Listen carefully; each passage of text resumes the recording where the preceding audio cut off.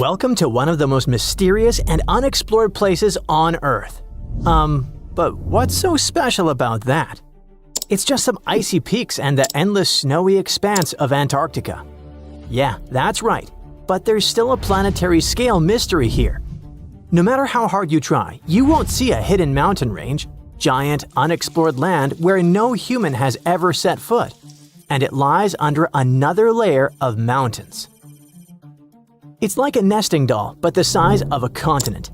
These mountains hide Antarctica secrets, and these secrets can tell us something awesome about the ancient history of our planet. This gigantic unexplored territory in Antarctica is called the Gambritsev Subglacial Mountains. And the layer of ice above keeps this place untouched by nature and people. It's like a land inside another land, and it hides more than just mountains. There are valleys, hills, and plains. The whole area is similar to the European Alps, but unfortunately, we can't enjoy the view. Those mountains were first discovered in 1958 using seismological instruments. More than half a century has passed since then, and this place still remains one of the most poorly studied tectonic objects on Earth. Why? Because it's ice. A lot of ice. Who knows? Maybe there are some unknown ancient artifacts lying there. What if they're hiding a secret city or spaceships? It's unlikely, of course, but it would still be interesting to look there. Think about it. Hundreds or even thousands of miles of land that have remained unchanged for hundreds of millions of years. Even if no new species of animals or remains of an ancient civilization are there, this place still has a history. The history of the formation of continents on our planet. And scientists have already figured out some of this story. The mountains buried in Antarctica were originally like ordinary mountains, but as a result of a planetary scale event, they just… Wait a minute. Have you ever wondered how mountain ranges are formed? We see them in real life, in movies, in photos on the internet. We climb them. But how did they appear? Mountains have not always existed on the planet in this form. They appeared as a result of a large-scale collision of tectonic plates. Two giant solid chunks of ground are moving toward each other, then crash, and boom! Millions of tons of the Earth's crust pile on top of each other, mix, and form ledges and gorges. And all this can last for millions of years. Yes, it's a disaster, but it's very slow. Some tectonic plates are still colliding. For example, the Himalayas continue to grow because the Indian and Eurasian plates are still ramming into each other. And this process began about 50 million years ago. The Gambritsev Mountains under ice experienced a similar event, only much earlier. An article in the journal Earth and Planetary Science Letters says that they appeared during the formation of the supercontinent Gondwana. Two giant pieces of land were separated by a boundless ocean. But then, about 700 million years ago, they collided and formed Gondwana. This supercontinent included the territories of modern Africa, South America, Australia, India, and Antarctica. The giant pieces crashed into each other and released a stream of hot, partially molten rock. This mess grew bigger and bigger, forming mountains. The temperature of those mountains grew, their mass increased, and at some point, Gondwana became unstable. The supercontinent began to collapse under its own weight. The hot rocks below the surface began to flow sideways as a result of a process called gravitational spreading. Take toothpaste and start squeezing it out of the tube. Approximately the same thing happened with billions of tons of red-hot rock. Ancient mountains in Antarctica appeared right during this catastrophic event. You've just watched a visual simulation of global events that took place hundreds of millions of years ago. It looks cool, but how did scientists figure it out? How did they see this planetary scale destruction?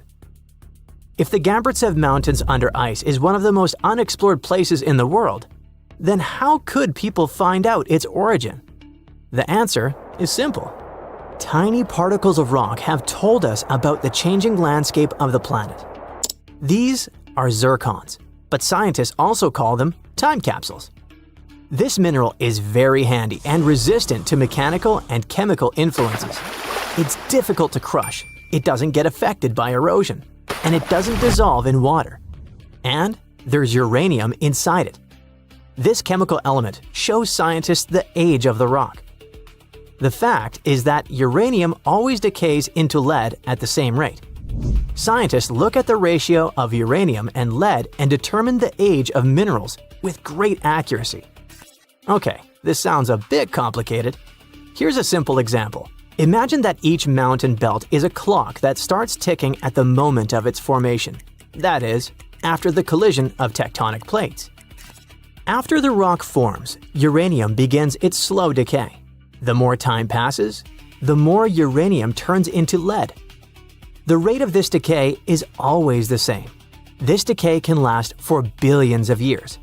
The less uranium is in zircons and the more lead, the older the rock is. And this is how it happens in practice. Geologists take several rock samples. In a lab, they crush it to extract crystalline zircons. Geologists then dissolve the particles in acid to separate uranium from lead. Then they use a special device, a mass spectrometer that accelerates atoms and sorts them by mass. This is a rather complicated process, but the bottom line is that this device shows scientists the amount of uranium and lead. They look at the ratios of these two elements and calculate the age of the rock. Geologists took zircons from sandstones near the Gambrtsev Mountains, studied those particles, looked at the level of uranium, and calculated the chronology of mountain formation. Then they compared the data obtained with the history of our planet and realized that the mountains buried in Antarctica appeared during the formation of the supercontinent Gondwana. But how did they find out that the supercontinent included Australia, India, and Africa? Zirconia from those Antarctic rocks turned out to be very similar to zirconium from those countries. That is, a long time ago, these three continents were together. So, the Gambrtsev Mountains began to grow about 650 million years ago. About 580 million years ago, they reached the height of the Himalayas, and 80 million years later, they experienced the melting of the Earth's crust. And while most of the mountain ranges on the planet were changing and collapsing, the Gambrtsev Mountains under ice remained untouched. Water, soil, wind, earthquakes, gravity, and other natural forces destroy mountain belts. This process is called erosion. But mountains buried in Antarctica haven't experienced anything like this. The cold temperature and the ice sheet around them kept this range unchanged. It's one of the best preserved ancient mountain belts on the planet. Okay, but why do we need to explore these mountains? What difference does it make that the supercontinent Gondwana collapsed in the past? It's possible that plants, frozen bodies of insects, or ancient bacteria have remained preserved under thick layers of ice. What about ancient animals? Many species could have lived on Gondwana. Studying ancient mountains in Antarctica can show us what the planet looked like about 500 million years ago.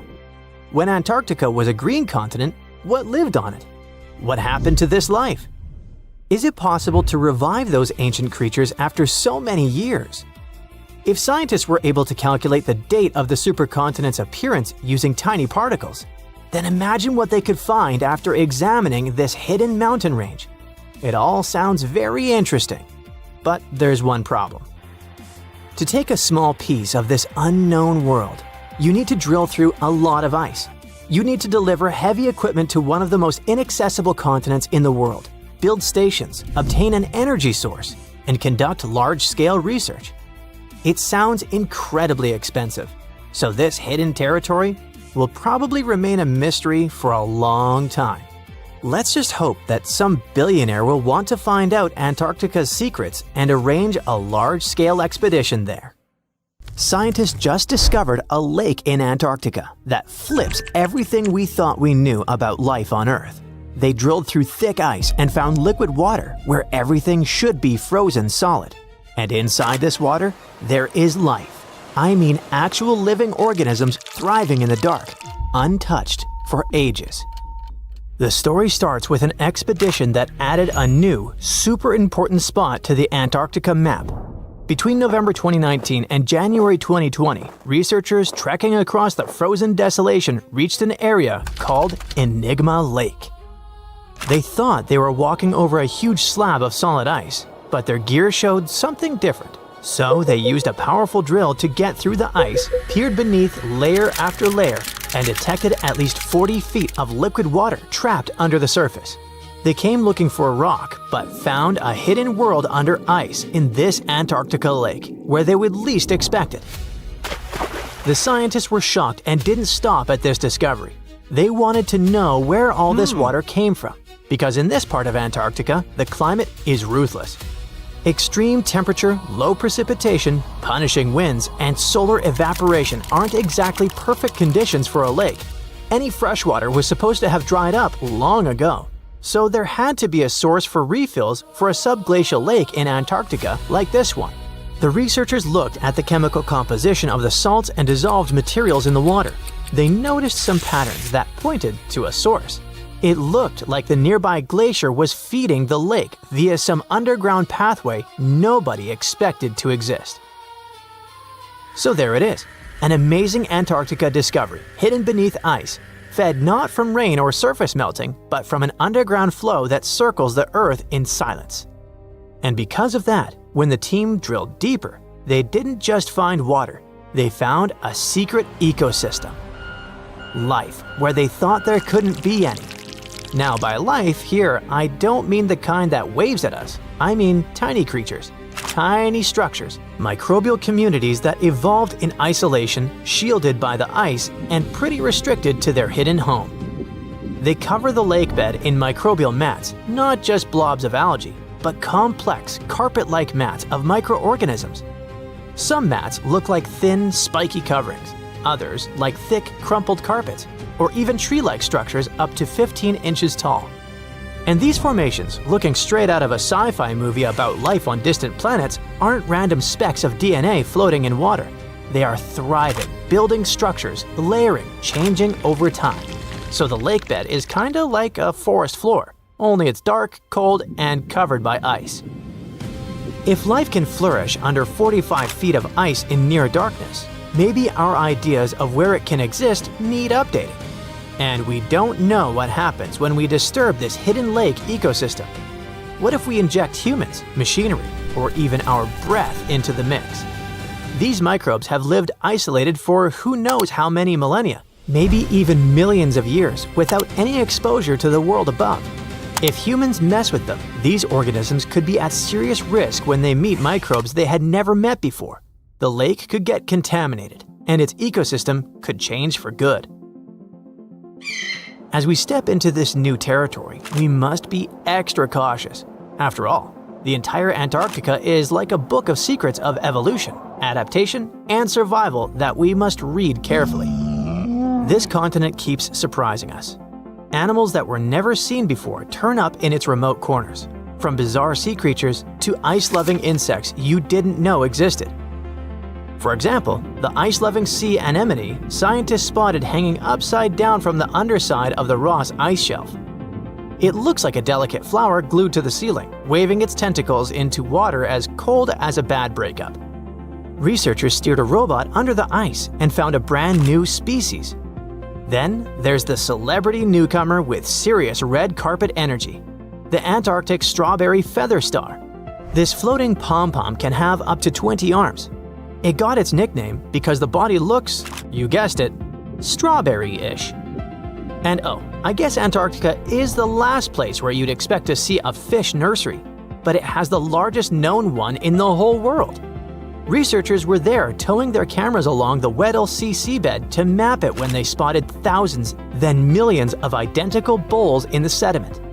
The nests covered 93 square miles of seafloor, and there were a total of 60 million of them, one every 10 inches. All the nests belong to icefish. These creatures are white-blooded, meaning they don't have hemoglobin, the stuff that makes blood red, and somehow they still manage to survive in water cold enough to shatter your soul. Every nest had a parent fish sitting guard over about 1,700 eggs. Turns out, Weddell seals feast on icefish, so this massive breeding ground isn't just a nursery, it's also a buffet for the neighborhood predators. And speaking of buffets, the icefish themselves feed from a warm upwelling that pulls up nutrients and microscopic zooplankton. It's all pretty cool that the icefish colony has a hard edge, a literal line in the sand.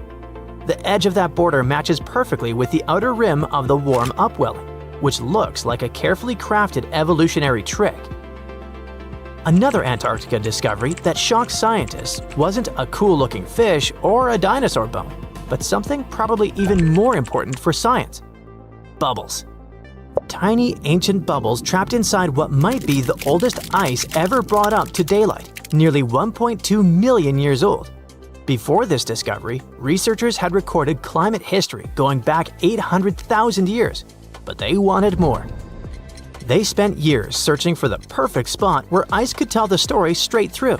Some Antarctic regions hold ice even older, maybe 3 or 4 million years. But it's patchy, and they needed a continuous record. When they finally drilled into the right spot, they found crystal clear ice cores with bubbles that trapped the atmosphere of Earth as it was hundreds of thousands of years ago. When scientists analyze the air inside, they're not just studying gases. They can tell what our distant ancestors inhaled, what the planet exhaled, and how the rhythm of life and climate played out long before us. The period around 900,000 years ago, the same time sealed inside this ice, may have been one of humanity's closest calls. According to genetic studies, the human population shrank to about 1,300 individuals on the entire planet. Nobody knows what exactly led to this, but it could have been the climate. So these ancient bubbles might hold the clues we need to understand how our ancestors survived one of the toughest chapters in Earth's story. And maybe how we can survive the next. Because, the planet keeps repeating itself in new and uncomfortable ways, and Antarctica has lessons to teach us. One lesson we might learn the hard way has to do with what's under its ice. Scientists recently found that there's something brewing beneath Antarctica that's anything but chill. There might be volcanoes there, quietly waiting for their moment. Yeah, you heard it correctly. Volcanoes, the hot, fiery kind sitting under miles of ice. The team used computer simulations and found that when parts of the ice melt, the pressure holding those volcanoes down eases up. And boom! They could start melting even more ice from below. It's like a self-feeding loop of chaos. The ice melts, volcano wakes up, then more ice melts. Even if humans stopped affecting the climate conditions on the planet tomorrow, that chain reaction could keep going, because it's not just about the air. It's about the fire hiding underneath. The scariest part is that this kind of melt could raise sea levels way more than we thought. And since Antarctica has over 70% of all the freshwater reserves on Earth, you can imagine the drama level it could lead to. So you see now that Antarctica map is like a real-life board game for humans, and we must be careful studying and playing it. In 2021, while drilling about 11 feet beneath the surface of permafrost in northeastern Siberia, researchers uncovered a 24,000-year-old frozen life form. And then, they brought it to life. Before cloning it, or better said, it cloned itself. This might sound like the beginning of a sinister horror story, but don't worry, it's actually quite the opposite. What scientists unearthed was a microscopic frozen organism that could fundamentally reshape what we think about evolution and survival.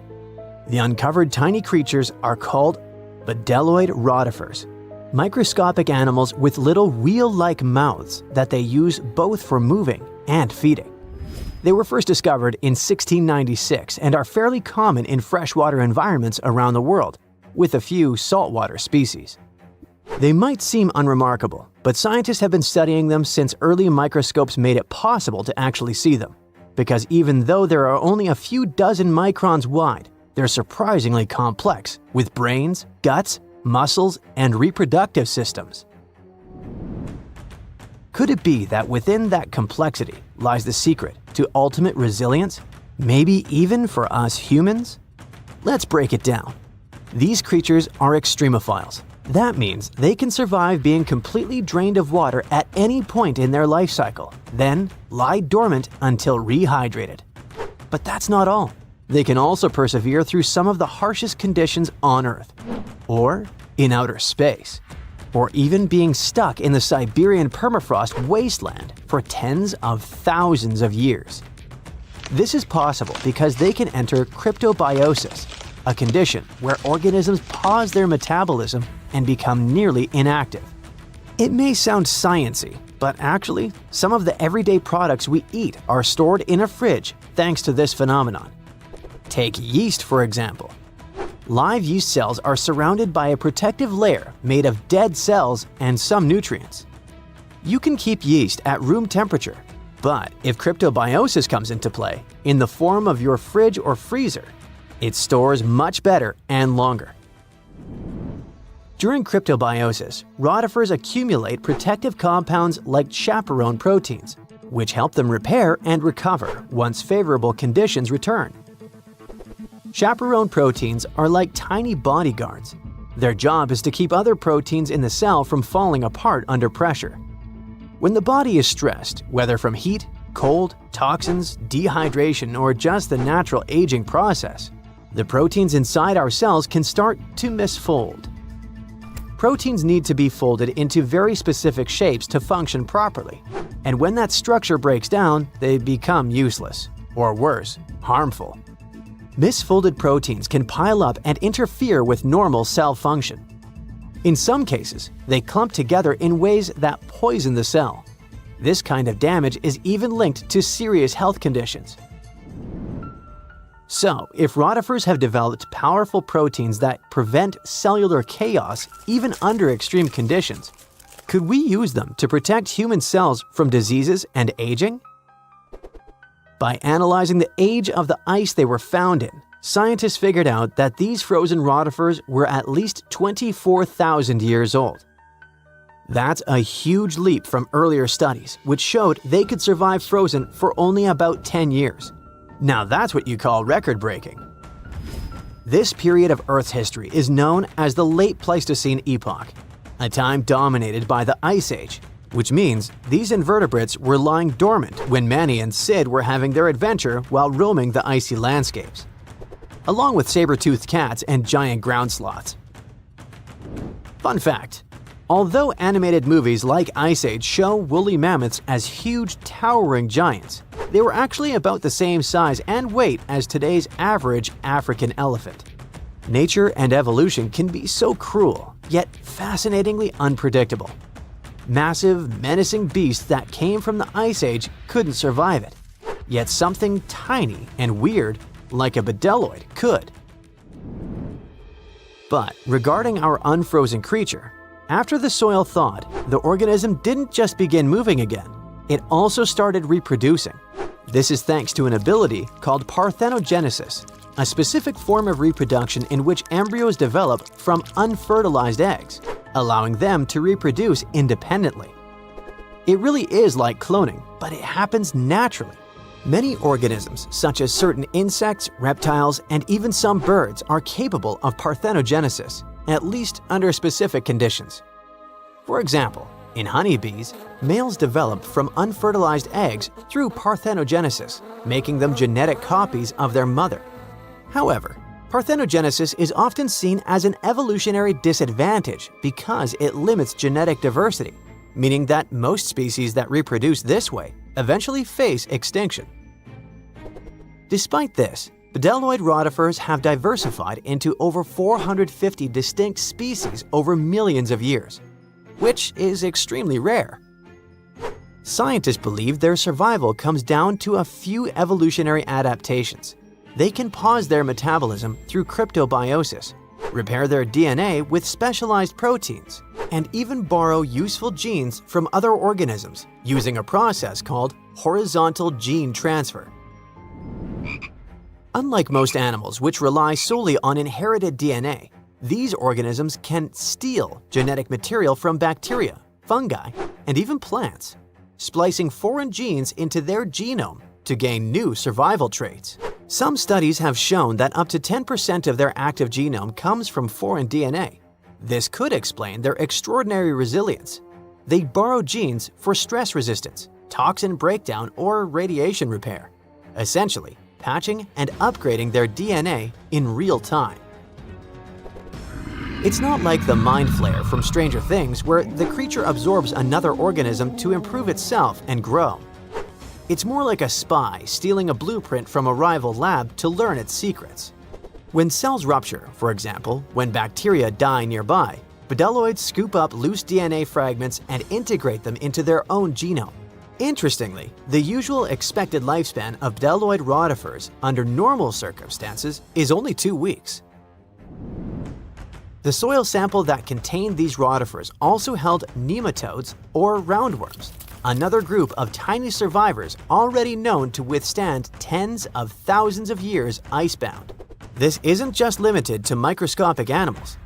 Researchers have successfully regrown Antarctic moss and entire Campion plants from seeds and samples frozen for hundreds or even thousands of years.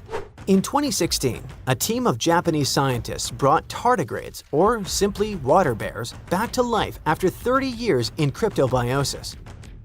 Tardigrades are even more impressive because they can live in a suspended state for up to 30 years, without food or water, and with temperature swings from deep freeze to 300 degrees Fahrenheit.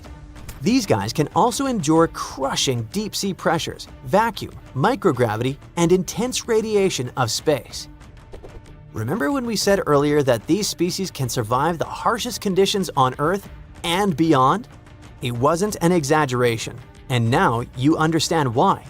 And it's exactly why NASA and its partners sent water bears and bdelloid rotifers into orbit. They've even been aboard the ISS, helping scientists understand how these animals handle microgravity, radiation, and stress. Not only that, but in 2007, the European Space Agency launched a bunch of tardigrades into low Earth orbit, completely exposed. No suit, no shield, floating in a vacuum. They were blasted by cosmic radiation, UV light 1,000 times stronger than what hits Earth's surface, and temperatures near absolute zero. And when they came back, most of them woke up and reproduced despite the harsh conditions they were exposed to. This ties into an old theory called panspermia, the idea that life didn't originate on Earth but arrived here, locked in space dust or trapped inside a meteorite. Before, maybe it sounded like a fringe science, but when organisms can brush off cosmic radiation, then it doesn't seem so far-fetched, does it? What about humans? Does this mean we now fully understand the way hibernation works and are close to putting humans in this state? Sorry for spoiling it for you, but it still feels more like science fiction. However, researching rotifers, water bears, and similar organisms can lead to massive breakthroughs in other fields. Their resilience might be a blueprint for medicine, for reshaping what it means to age, maybe even to pause life itself, or extend it. We're talking real, practical innovations, from better preservation of human organs for transplantation to drugs that slow aging at the cellular level. And yes, maybe even cryogenic hibernation, long enough to make interstellar travel possible. In 1985, Chilean biologist Dr. Daniel Torres was doing a census of mammals and collecting marine refuse on Cape Shipwreck in Antarctica. He was going to pick up a big plastic container when he noticed one white rock among the dark volcanic stones. It turned out to be a human skull, and as Dr. Torres found later, it belonged to a young woman who lived in southern Chile. She was most likely in her early 20s and starving when she passed away. Several years later, scientists also found fragments of femurs and used DNA analysis to prove they belonged to the same lady. This discovery could change history as we know it. How did a female skull end up in Antarctica, at a spot where sealers used to camp? Women usually wouldn't go on sealing trips in the early 1800s. To add to the mystery, there was nothing else found at the site. No papers, no special markings, no tools or other objects that could tell us who she was, what happened to her, or how she ended up there. It could mean that people from Chile had a camp here before anyone else set foot on the continent. scientists made another unique discovery in Antarctica, an ancient meteorite fragment that could be proof there's life on other planets. They believe this meteorite is over 4 billion years old and it might have come straight from Mars. In 1996, NASA scientists announced that they found special chemical marks on the rock.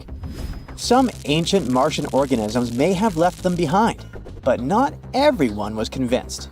And later studies found that the carbon-rich chemicals on the rock probably weren't biological at all. Long ago, when Mars was a much wetter place, massive space rocks collided with the planet. These collisions produced intense heat and changed the landscape. The rock found in Antarctica likely survived 2 such impacts before a third powerful strike hurled it into space. While still on Mars, this rock bathed in water that moved through tiny cracks in its surface. This water probably left behind strange carbon bubbles that scientists thought might be the fingerprints of ancient life. Researchers recover more rocks from space in Antarctica than in any other part of the world. But you don't expect to see a pyramid there, right? I could make you try to solve this mystery, but okay, this object only looks like a pyramid. In fact, it's a mountain. You can easily find it on Google Maps if you scroll all the way to the Ellsworth Mountains. It's the tallest mountain range in Antarctica, and it stretches for almost 250 miles. Explorers from the British Antarctic Expedition first found this unusually shaped mountain and nicknamed it the Pyramid. Over the past 100 years, many people have wondered if there really was a pyramid in Antarctica, and if yes, who built it? But scientists totally rained on this icy parade as they explained there is nothing unusual about a rocky peak showing above the ice. It's just a coincidence that this one and the neighboring peak are cut in a pyramid shape. Researchers at the University of Colorado found a 10,000-year-old hunting tool near Yellowstone National Park. It was buried in ice, but as it melted because the temperatures got warmer, the tool came to the surface. Researchers were keeping this find a secret for a year. They wanted to get the findings published in a scientific journal before amateur archaeologists would get there and start their own search operations on the site and disturb it. The dart, which is about 3 feet long, was made from a birch tree, and it still has some markings that prove that it belonged to an ancient hunter. In the good old days when it was actively used, the dart had a sharp tip on one end. The other end had a little dimple that connected to a hook on a special tool called an atlatl. That atlatl helped a hunter throw the dart much faster and farther than they could just by hand. Talk about ancient tech. The scientists who found the dart say that as the ice continues to melt, they keep finding more ancient tools, plants, and even animal remains in places like Alaska, Canada, and Europe. They plan to go to Glacier National Park in Montana to work with Native American tribes to find and protect any more treasures that may have been hidden in the ice for thousands of years. Paleontologists found something amazing in Antarctica: the remains of a creature that looked a lot like the Loch Ness Monster. The animal they found was a plesiosaur. This marine beauty swam in the ocean during the time of the dinosaurs. This big guy had 4 flippers, a long neck, and measured an impressive 36 feet long from its head to its tail. That's about as long as a big telephone pole. This specific type of plesiosaur is the largest one scientists have ever discovered. It was also very bulky, around 15 tons. That's about as heavy as 2 modern elephants. The fossils of this giant sea creature were first found on Seymour Island in Antarctica back in 1989. But the plesiosaur was so huge and stuck in such hard rock that it took the scientists 3 more trips to get all the fossils out. In the end, they brought 1,760 pounds of fossilized bones to the lab. The scientists noticed that some of the vertebrae bones were fused together, which means this plesiosaur was a fully grown adult. After studying the fossils, scientists decided it had lived 30,000 years before the mass extinction that wiped out dinos about 66 million years ago.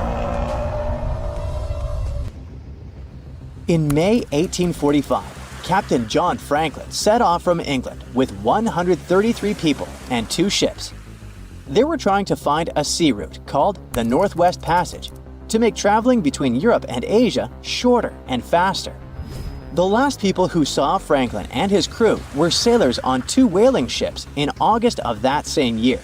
After that, no one knew what happened to them, and it became a big mystery that lasted almost 170 years.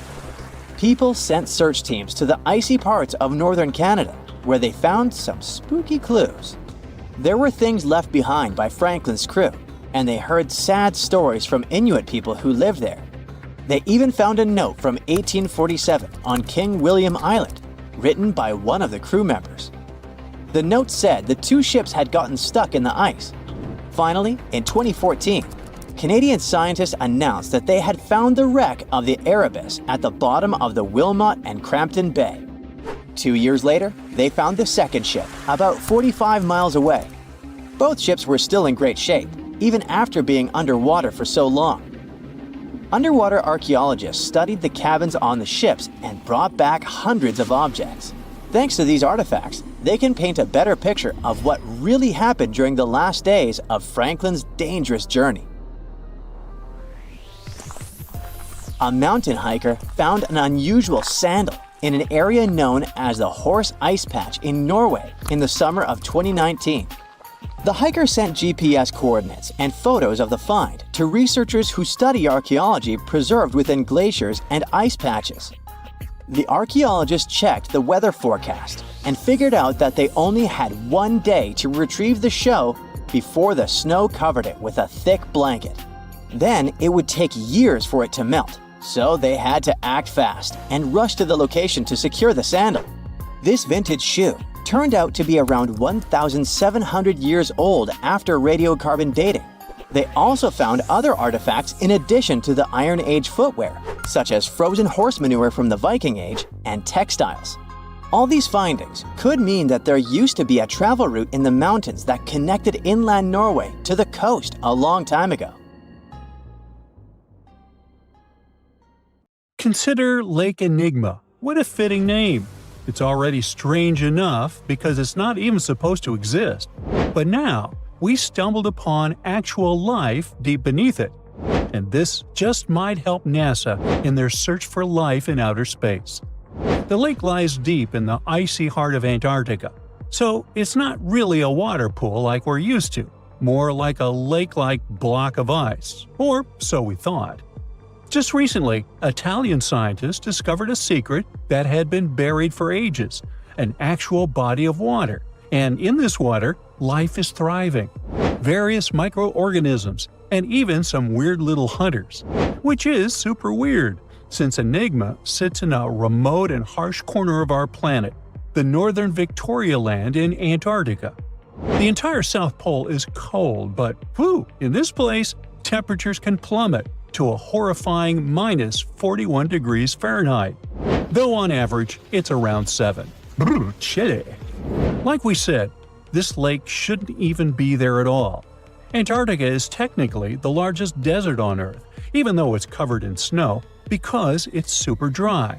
There are 0 rains, truly little snowfall, and the sun barely evaporates anything.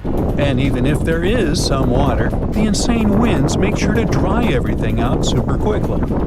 Putting on our thinking caps, this lake should lose an unimaginable 7 million cubic feet of water every year. Yet, the water remains. Why? No one knows. Scientists say there could be something deep underground that refills it constantly. They just have no idea what that might be. Maybe deep underground rivers, melting ice, or something else entirely. But hence the name, the Enigma Lake.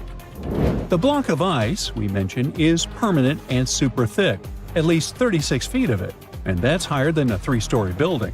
So researchers decided to check out if there's anything beneath it.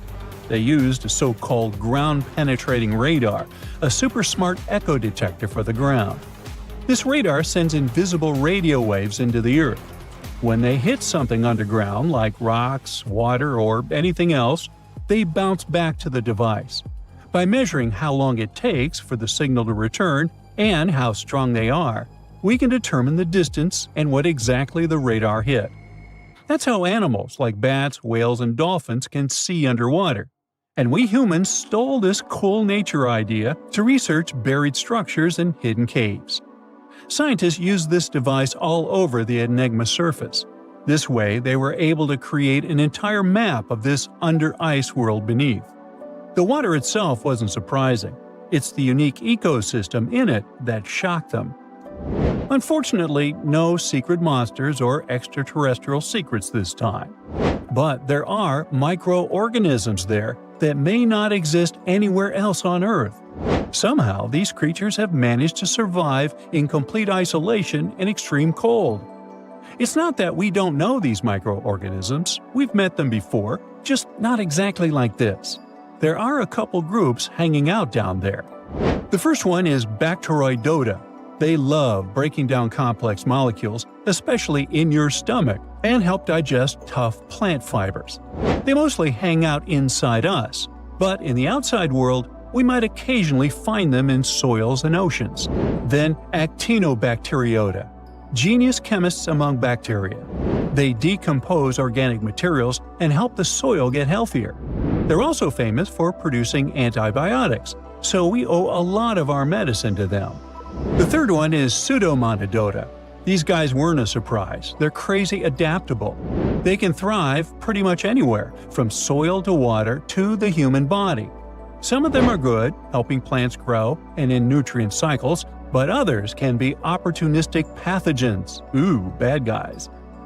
But what is actually a surprise is that Lake Enigma has tons of passibacteria. They're ultra-small even for microorganisms and can barely do anything themselves. So they prefer to live in symbiosis or be little parasites, relying on their hosts for nutrients and other necessities. All these little chompers might be ancient. They could be remnants of a time before the lake froze over completely, which is hundreds of thousands of years ago. It's simply weird to encounter these bacteria in the Enigma Lake, especially the little parasites. Passibacteria usually love low-oxygen environments, but this lake is very oxygen-rich, not even mentioning an almost 40 feet of ice above. So all this means that even though we know who these guys are, this specific species might be new to us. They could have evolved with some unique adaptations and abilities using the lake's unusual chemistry. They probably rely on a super simple and delicate food web. Some of the microorganisms produce energy from light, well, whatever light gets down there, or the lake's chemicals. The symbiosis guys most likely survive by living on or inside their neighbors. Yep, these microscopic creatures hunt each other. Nope, things can't be peaceful even in a place like that. If we find out what their secret to survival is, we might learn more about chemistry, medicine, and even extraterrestrial life. Because if life can endure such extreme conditions, then it can probably appear pretty much anywhere, including our closest neighbors, Europa or Enceladus, the moons of Jupiter and Saturn. They definitely hide oceans beneath their frozen surfaces, and now there's a very high chance there might be some life there. Antarctica must be the closest thing we have to extraterrestrial exploration before we actually land on other planets. It's full of hidden mysteries and surprising creatures. Even outside of Lake Enigma, the South Pole harbors life. Just take the McMurdo Dry Valleys, which are often referred to as Earthly Mars. These are among the most mysterious and extreme places on our planet. They're stretching across Victoria Land in Antarctica, and this is one of the driest places on Earth. Makes sense if you remember the name. Surprisingly, unlike other parts of the South Pole, this land is almost entirely devoid of snow and ice, just lots of super cold ground. There might even be some sand dunes nestled here and there between the rugged mountains. The ground is mostly covered in loose gravel, scattered with ancient rocks made of granite, and something interesting called gneiss, just spelled differently. It's the type of rock that's been through a lot, literally. It's usually born when granite and sedimentary rocks have to endure insane pressure or horrifying heat for a while, a process called metamorphism. These conditions are so intense that they literally rearrange the minerals into layers. That's why gneiss has such beautiful foliated looks. It's the planet's version of baking a layered cake. It's amazing because this place is almost exactly the way it was millions of years ago. These valleys are frozen in time, and they give us a little glimpse into Earth's distant past. And that includes life. Once again, local winds are absolutely terrifying gusts of cold air racing downhill, and they evaporate snow faster than it can even melt. So, logically, you shouldn't find much water here, not even mentioning life. But somehow, you can still stumble across frozen lakes and saline ponds in the dry valleys. And local life stretches all reason and our understanding of biology. It exists inside the rocks themselves. Microorganisms are hidden in slightly moist cracks and crevices. Deep inside, there's endolithic bacteria. These guys are super chill. Instead of moving around like other microorganisms, they always stay put inside their little rocky homes. How do they survive? Through photosynthesis. Just like plants, they take teeny tiny parts of light that gets in crevices and acts like little solar panels, getting energy from the sun. Meanwhile, in another place, beneath the Taylor Glacier, there's bacteria that literally doesn't eat anything. Not comfort, not sunlight, not even oxygen. These guys rely on a diet of dusty rocks and sulfur to fuel their weird metabolisms. By breaking down sulfur and iron, they get energy to sustain themselves. This way, they easily survive in deep seas at sub-freezing temperatures, completely cut off from sunlight, oxygen, and the world itself. This place is fascinating for both its life and the lack of it. In some parts of the valleys, like University Valley, yes, that's what it's called, the permafrost is so harsh that no microbes were found at all. This might be one of the only places on Earth where life appears to be completely absent, a quite scary idea. Anyway, now scientists are thinking about learning more about Lake Enigma and drilling this Mars-like environment. Exactly for that reason, to see how we could get samples from Mars in the future. In a frosty Canadian park, hidden deep beneath layers of thick ice, scientists discovered a bizarre skeleton they named the Frozen Dragon. The skeleton had been in the frozen ice for millions of years. It took experts decades to work out the species of this strange fossil. It was identified as a new genus of pterosaur. Pterosaurs were massive flying reptiles with wingspans of over 16 feet. Their heads were 3.5 times the size of their bodies. Pterosaurs lived 76 million years ago, when they soared above the dinosaurs. Scientists described them as the biggest, meanest, and most bizarre animals that ever flew. The new genus has been named Cryodragon boreas, which translates to Frozen Dragon of the North Winds. In 2013, a young mountaineer was climbing one of the tallest mountains in Western Europe, Mont Blanc. He noticed a strange metal box poking out of the snow.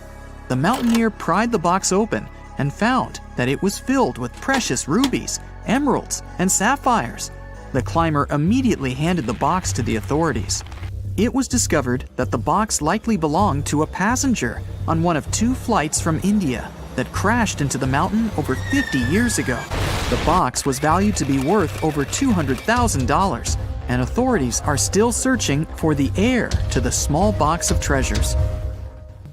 In northwest Siberia in 2007, a reindeer herder was on an outing with his sons when he noticed something strange in the ice.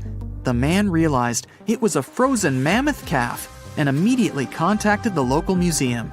The calf was named Luba and was the best preserved mammoth mummy in the world at the time of its discovery. Luba had been in the ice for 41,800 years and is around 30 to 35 days old. From trunk to tail, the mammoth calf is roughly the same size as a large calf. If you're interested in seeing for yourself, Luba travels to museums all around the world. On the frozen continent of Antarctica, covered in layers of ice and snow, is Mount Erebus, the frozen volcano. The volcano was discovered in the middle of an eruption in 1841 by explorers on an Arctic expedition. The volcano is over 12,000 feet tall and has been active for the last 1.3 million years. Deep within the middle of the volcano is a huge crater filled with large volumes of molten lava.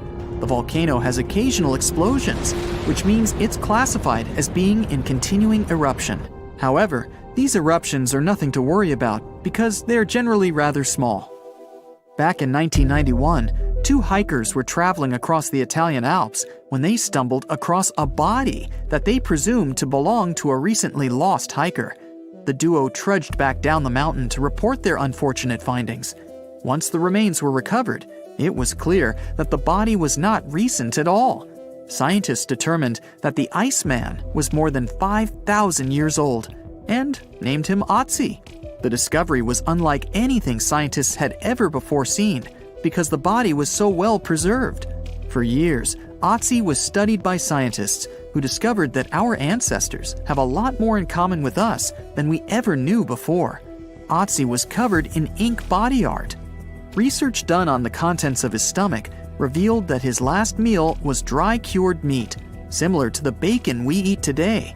Otzi has at least 19 relatives living today, somewhere in Central Europe. Scientists were researching ancient squirrel burrows in Siberia when they came across something interesting. One of the squirrels had hidden away precious seeds deep beneath the ground. The seeds had been encased in ice for 32,000 years. The seeds were for the flower Silene stenophilia, which had long since gone extinct. Amazingly, scientists were able to recover plant tissue from inside the seeds and grow an entire crop of flowers. They've since reintroduced the previously extinct flower to natural habitats all across the world. In 1930, a team of Norwegian scientists sailed around the Arctic Ocean, conducting research on the seas and glaciers. They reached White Island, a dangerous and icy land no human had set foot on before, or so they thought. The scientists were shocked to discover the tip of a small boat sticking out of the snow. Frozen inside the boat, they found scientific equipment and various personal items, including a jacket monogrammed S.A. Andre. They had discovered the wreck of the famous Andre Arctic balloon expedition. In 1897, Swedish explorers, led by Andre, attempted to travel to the North Pole by hydrogen balloon. No one had ever heard from them ever again. People only found out what happened to them when the wreck was discovered 33 years later. It turns out that the balloon had crashed on White Island only 2 days after departing from Sweden. The explorers traveled along the island on a small makeshift boat, but were unable to make it any further. The best preserved woolly mammoth ever found was discovered in an area of permafrost in Siberia in 2010. Scientists named the frozen mammoth Yucca, after the small village near where it was found. Yucca had been frozen for 39,000 years and is thought to have been around 6 to 8 years old. Because Yucca is so well preserved, it has been studied for years and provided new information about mammoths. In 2019, scientists reported that they were able to activate cells taken from Yucca's tissue. Maybe one day we'll have woolly mammoths roaming the land. From looking at pictures and videos of Antarctica, the continent appears to be freezing cold, covered in snow, and flat, except for a few small hills. Scientists believe that too. When studying the Gamburtsev Mountains in the early 2000s, they were shocked to discover that the small rocky hills were actually the peak of a gigantic mountain formation under a mile of snow. Using radar technology, researchers worked out that the mountains are really around 10,000 feet tall and sprawl across 750 miles. This is around the same size as the European Alps, except hidden under tons of ice and snow. At a gold mine in Siberia, a businessman was examining a nearby river when he noticed something interesting in the frost. It was a small woolly rhino calf that was later named Sasha. The woolly rhino has been extinct for 15,000 years. It's thought that Sasha could have been frozen in the ice for up to 39,000 years. Sasha is unique because it's the only full-body woolly rhino to have ever been discovered. Glaciers around the northern Italian town of Palo have begun to melt. Artifacts from decades and even centuries ago have been discovered pouring out of the ice. Personal belongings from soldiers have been found, things like diaries, photographs, and even love letters. Historians have even uncovered an entire cabin preserved beneath the ice. The cabin was filled with hard metal helmets and clothes. In 1845, Sir John Franklin embarked on an ill-fated expedition to the North Pole.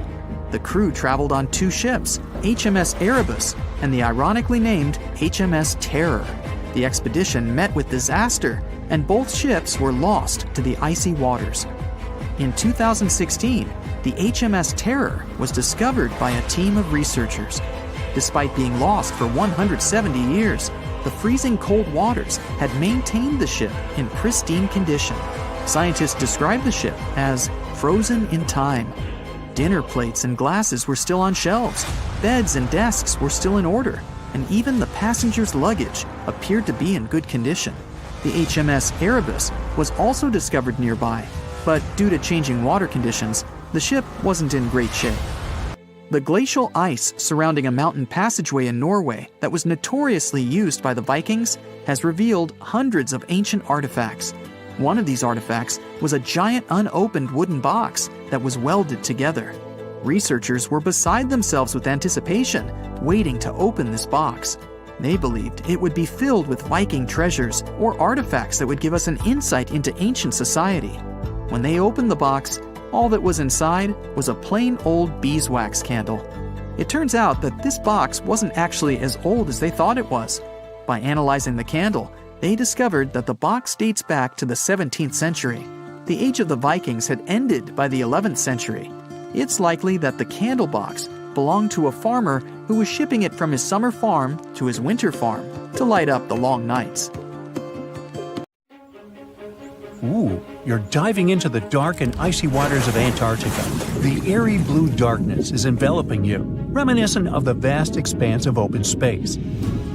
In these depths, where you least expect to encounter any living creature, you suddenly hear a loud, strange sound. A quacking noise, as if a giant duck was hidden in the deep. In 1960, researchers first recorded this sound and named it bioduck. Clever. For decades, they tried to unravel the mystery of its source. Was it a giant kraken? An extraterrestrial spaceship that had crashed into the ocean? A mysterious sea monster? Or perhaps an enormous duck? There were many versions, one more bizarre than the other. Oceanographers detected similar sounds in other locations as well. Off the western coast of Australia and near New Zealand, they recorded similar but higher pitch signals, which they named bio-goose. It seems the creepy atmosphere of the story disappears with such names. Anyways, these sounds were not isolated incidents. They happened multiple times with consistent intervals. Many initially thought the source must be mechanical, given the regularity of the sounds. However, studying the oceans in the latter half of the 20th century was challenging because of limited technologies. Nevertheless, scientists persisted in collecting data on bioduck and biogoose, driven by their insatiable curiosity. As more data accumulated, so did the theories. But scientists eventually uncovered the mystery. Bioduck turned out to be a form of communication with a biological origin. When researchers analyzed the repeating sounds, they noticed that the signals never overlapped. One source would speak while the others remained silent, suggesting a form of communication. The question remained, which ocean creature possessed such an extraordinary method of communicating through varied frequency sounds? The answer, as many have guessed, is whales. Scientists compared the bioduck sound from Antarctica with the calls of minke whales and found striking similarities. The biogoose sounds from the waters off Australia and New Zealand likely belong to other species or very young minke whales. This discovery, however, only deepened the mystery. What purpose did these sounds serve? Were the whales discussing their dinner plans, laughing at the humans recording their voices, or perhaps sharing deep insights about the universe? The possibilities were endless, but the most astonishing revelation was that humans might one day learn to communicate with these magnificent creatures. Communicating with whales is no longer a far-fetched idea. Scientists from the University of California have already established contact with a humpback whale named Twain. In a groundbreaking experiment, researchers conducted a 20-minute conversation with the marine mammal. Here's how they did it. The specialists went on a marine expedition to the coast of Alaska, where they recorded the sounds of a group of humpback whales. Then they played these sounds through speakers, sending the signals back into the ocean. The recorded sounds resembled a greeting, like, "Hey, what's up?" but in the whale language. These greetings are used by whales to call each other or indicate their location. Now, soon after sending the signals, the researchers received a response. Twain approached the boat, circled it, and replied with a "hey" of its own. This marked the beginning of the first ever human-whale conversation. For 20 minutes, the scientists sent 36 signals to Twain, and each time the whale responded. Moreover, it waited for time intervals before answering. That is, the team received a response from the whale, waited 10 seconds, and turned on the sound again. Researchers then waited 10 seconds and answered. It seems that Twain was a very delicate interlocutor. Maybe it was a gentleman in the whale world, who knows? Or maybe it was simply intrigued by the unusual interaction. The signals used in this communication belonged to a group of whales that included Twain. It's likely that the researchers had recorded Twain's own sounds and used them to communicate with it. In a sense, Twain was conversing with itself. Now let's continue our journey and venture into the deepest oceanic trench on Earth, the Mariana Trench. A quick reminder, the Mariana Trench is a colossal chasm in the ocean floor, stretching over 1,500 miles south of Japan and reaching a depth of nearly 36,000 feet at its deepest point. To put that into perspective, the height of the Burj Khalifa, the world's tallest building, is like 1/10 of the Mariana Trench's depth. Now imagine this. In this deep, dark abyss, scientists recorded a strange sound.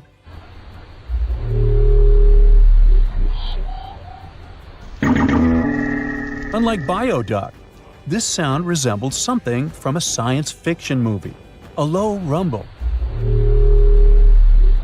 followed by a metallic ping, reminiscent of the sounds made by spaceships in sci-fi movies.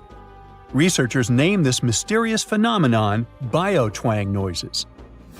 Scientists first detected this strange sound in 2014 during an acoustic survey of the Mariana Trench, and they quickly identified its source: whales, specifically Bride's whales. Using artificial intelligence, researchers analyzed around 200,000 hours of audio recordings from the ocean and found matches with a group of Bride's whales. Like other animals, these whales use sounds as a form of communication. Now, did you know what else was found at the bottom of the Mariana Trench? A plastic bottle. It's unlikely it was done by a kraken or a whale or some type of monster. Everything is simpler here. The bottle ended up there because of a human. But that's a topic for another video. Okay, let's deal with one more sound. No whales this time, just a mysterious sound in the loneliest place on Earth. This place is called Point Nemo, and that's why it's so lonely. Located in the South Pacific Ocean, Point Nemo is the most remote spot from any land. The nearest island is 1,450 nautical miles away. It's about the same long distance from land in all other directions. Moreover, here, there's almost no marine life, since few water currents reach this spot, and therefore few nutrients are supplied. In a sense, it's a water desert. And so, in 1997, oceanographers recorded a very strange and frightening sound coming from the depths in the area of Point Nemo.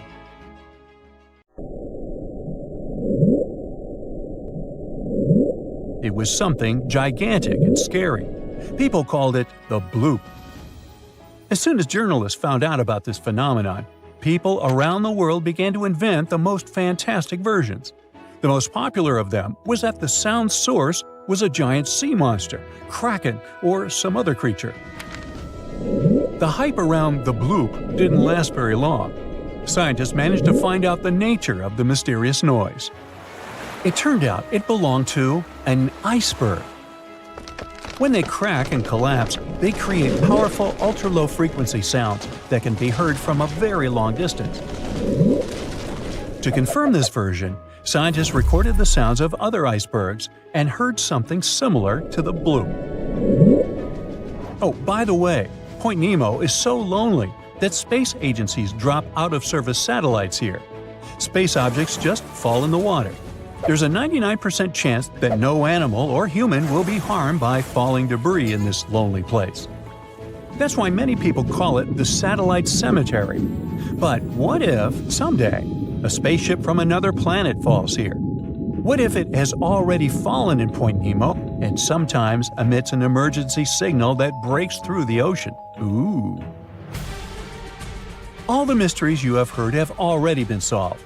How about we end this video with a mystery that still baffles scientists? Meet Upsweep.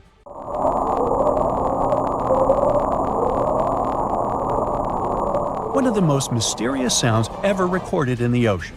It's not just noise, it's a series of short ascending tones repeated at intervals of several seconds. It was first discovered in 1991 using hydrophones installed in the Pacific Ocean.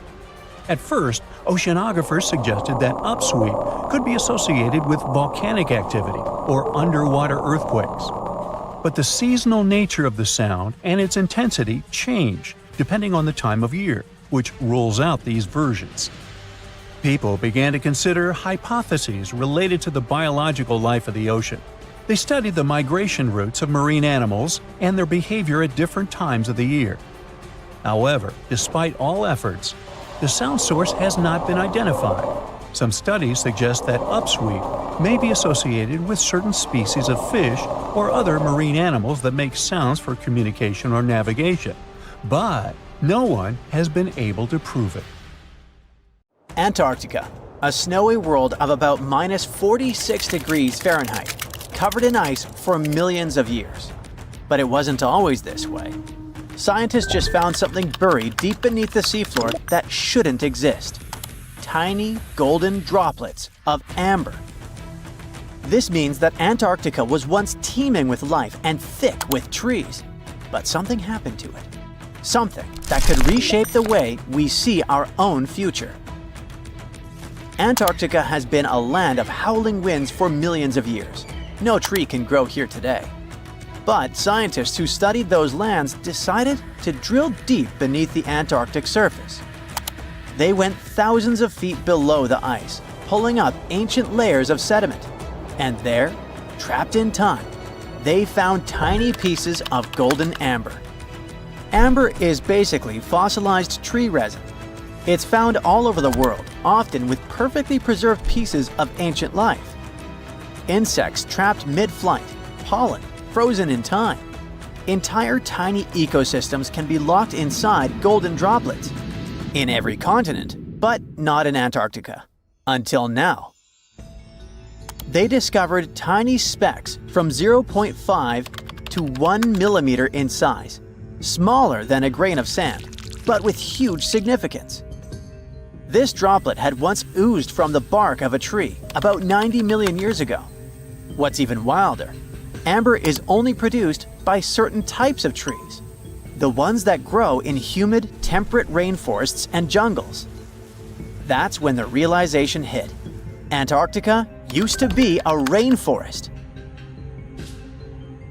Those tiny flecks of amber, clearly seen only under a microscope, tell us a vivid story of a living and breathing ecosystem. Around 90 million years ago, during the Cretaceous period, when dinosaurs ruled the Earth, Antarctica could have been covered in lush, swampy forests filled with towering conifers, ferns, and ancient plants. Some of the fragments showed signs of damage. That means the trees that produced them had been injured, perhaps by wildfires or parasites. Though despite that, and despite the fact it spent millions of years on the seafloor, this amber was almost perfectly preserved. Solid, transparent, and free of cracks. Normally, amber buried under extreme pressure and heat just crashes over time. But this piece, it survived. That means other pieces could survive as well, and we might find more of them on the ocean floor. But this wasn't the first sign that Antarctica had once been a different place entirely. It started in 2017.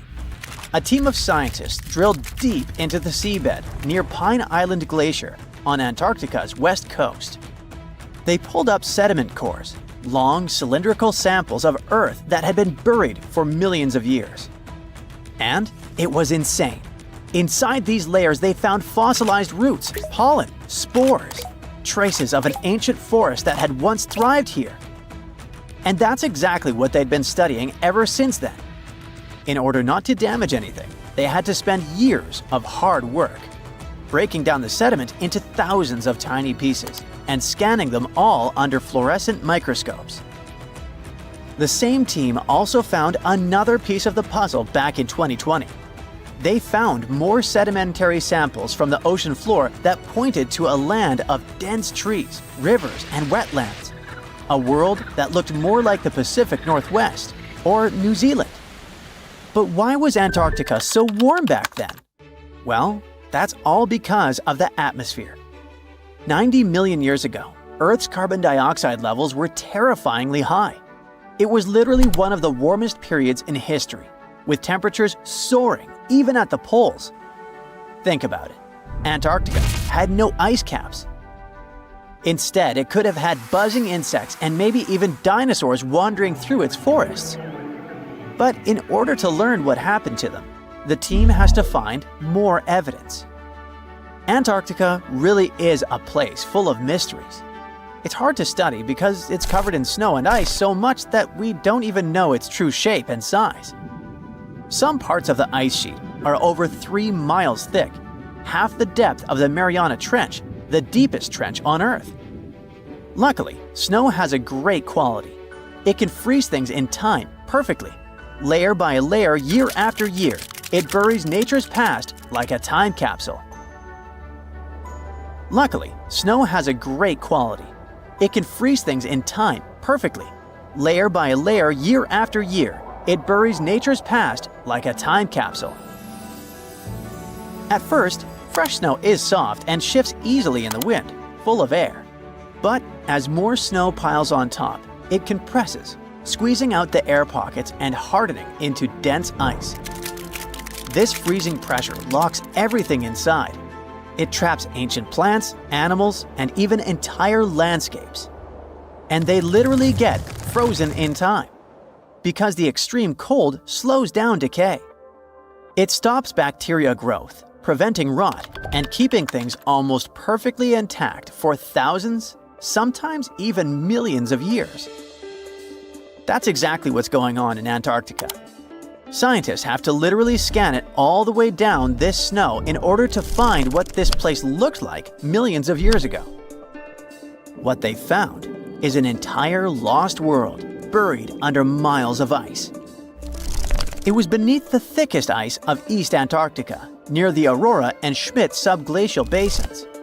The weight of the ice has been so immense for so long that it actually protected the land from erosion.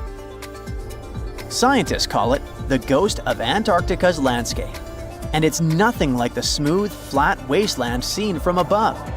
They found rivers that once flowed freely, now frozen in place, valleys carved by water, even 3 massive, sharply peaked hills. But what are they? To understand that, we need to go even further back in time, to the era when Antarctica was still part of a lost supercontinent. Hundreds of millions of years ago, the land we now call Antarctica was part of Gondwana, an enormous supercontinent that included South America, Africa, India, Australia, and Antarctica all fused together. But as Earth's tectonic plates slowly drifted apart, Gondwana broke into pieces. Antarctica was ripped apart, its land stretched and fractured. The massive ice sheets that formed later covered these broken landmasses, preserving them like frozen fossils. As the ice shifted and melted over time, valleys formed, and ancient rivers likely carried water toward a coast that was hundreds of miles away from where it is now. But that's not the only thing Antarctica has hidden. If you stripped away the ice, you wouldn't see a smooth, empty continent. You'd see a super dramatic landscape.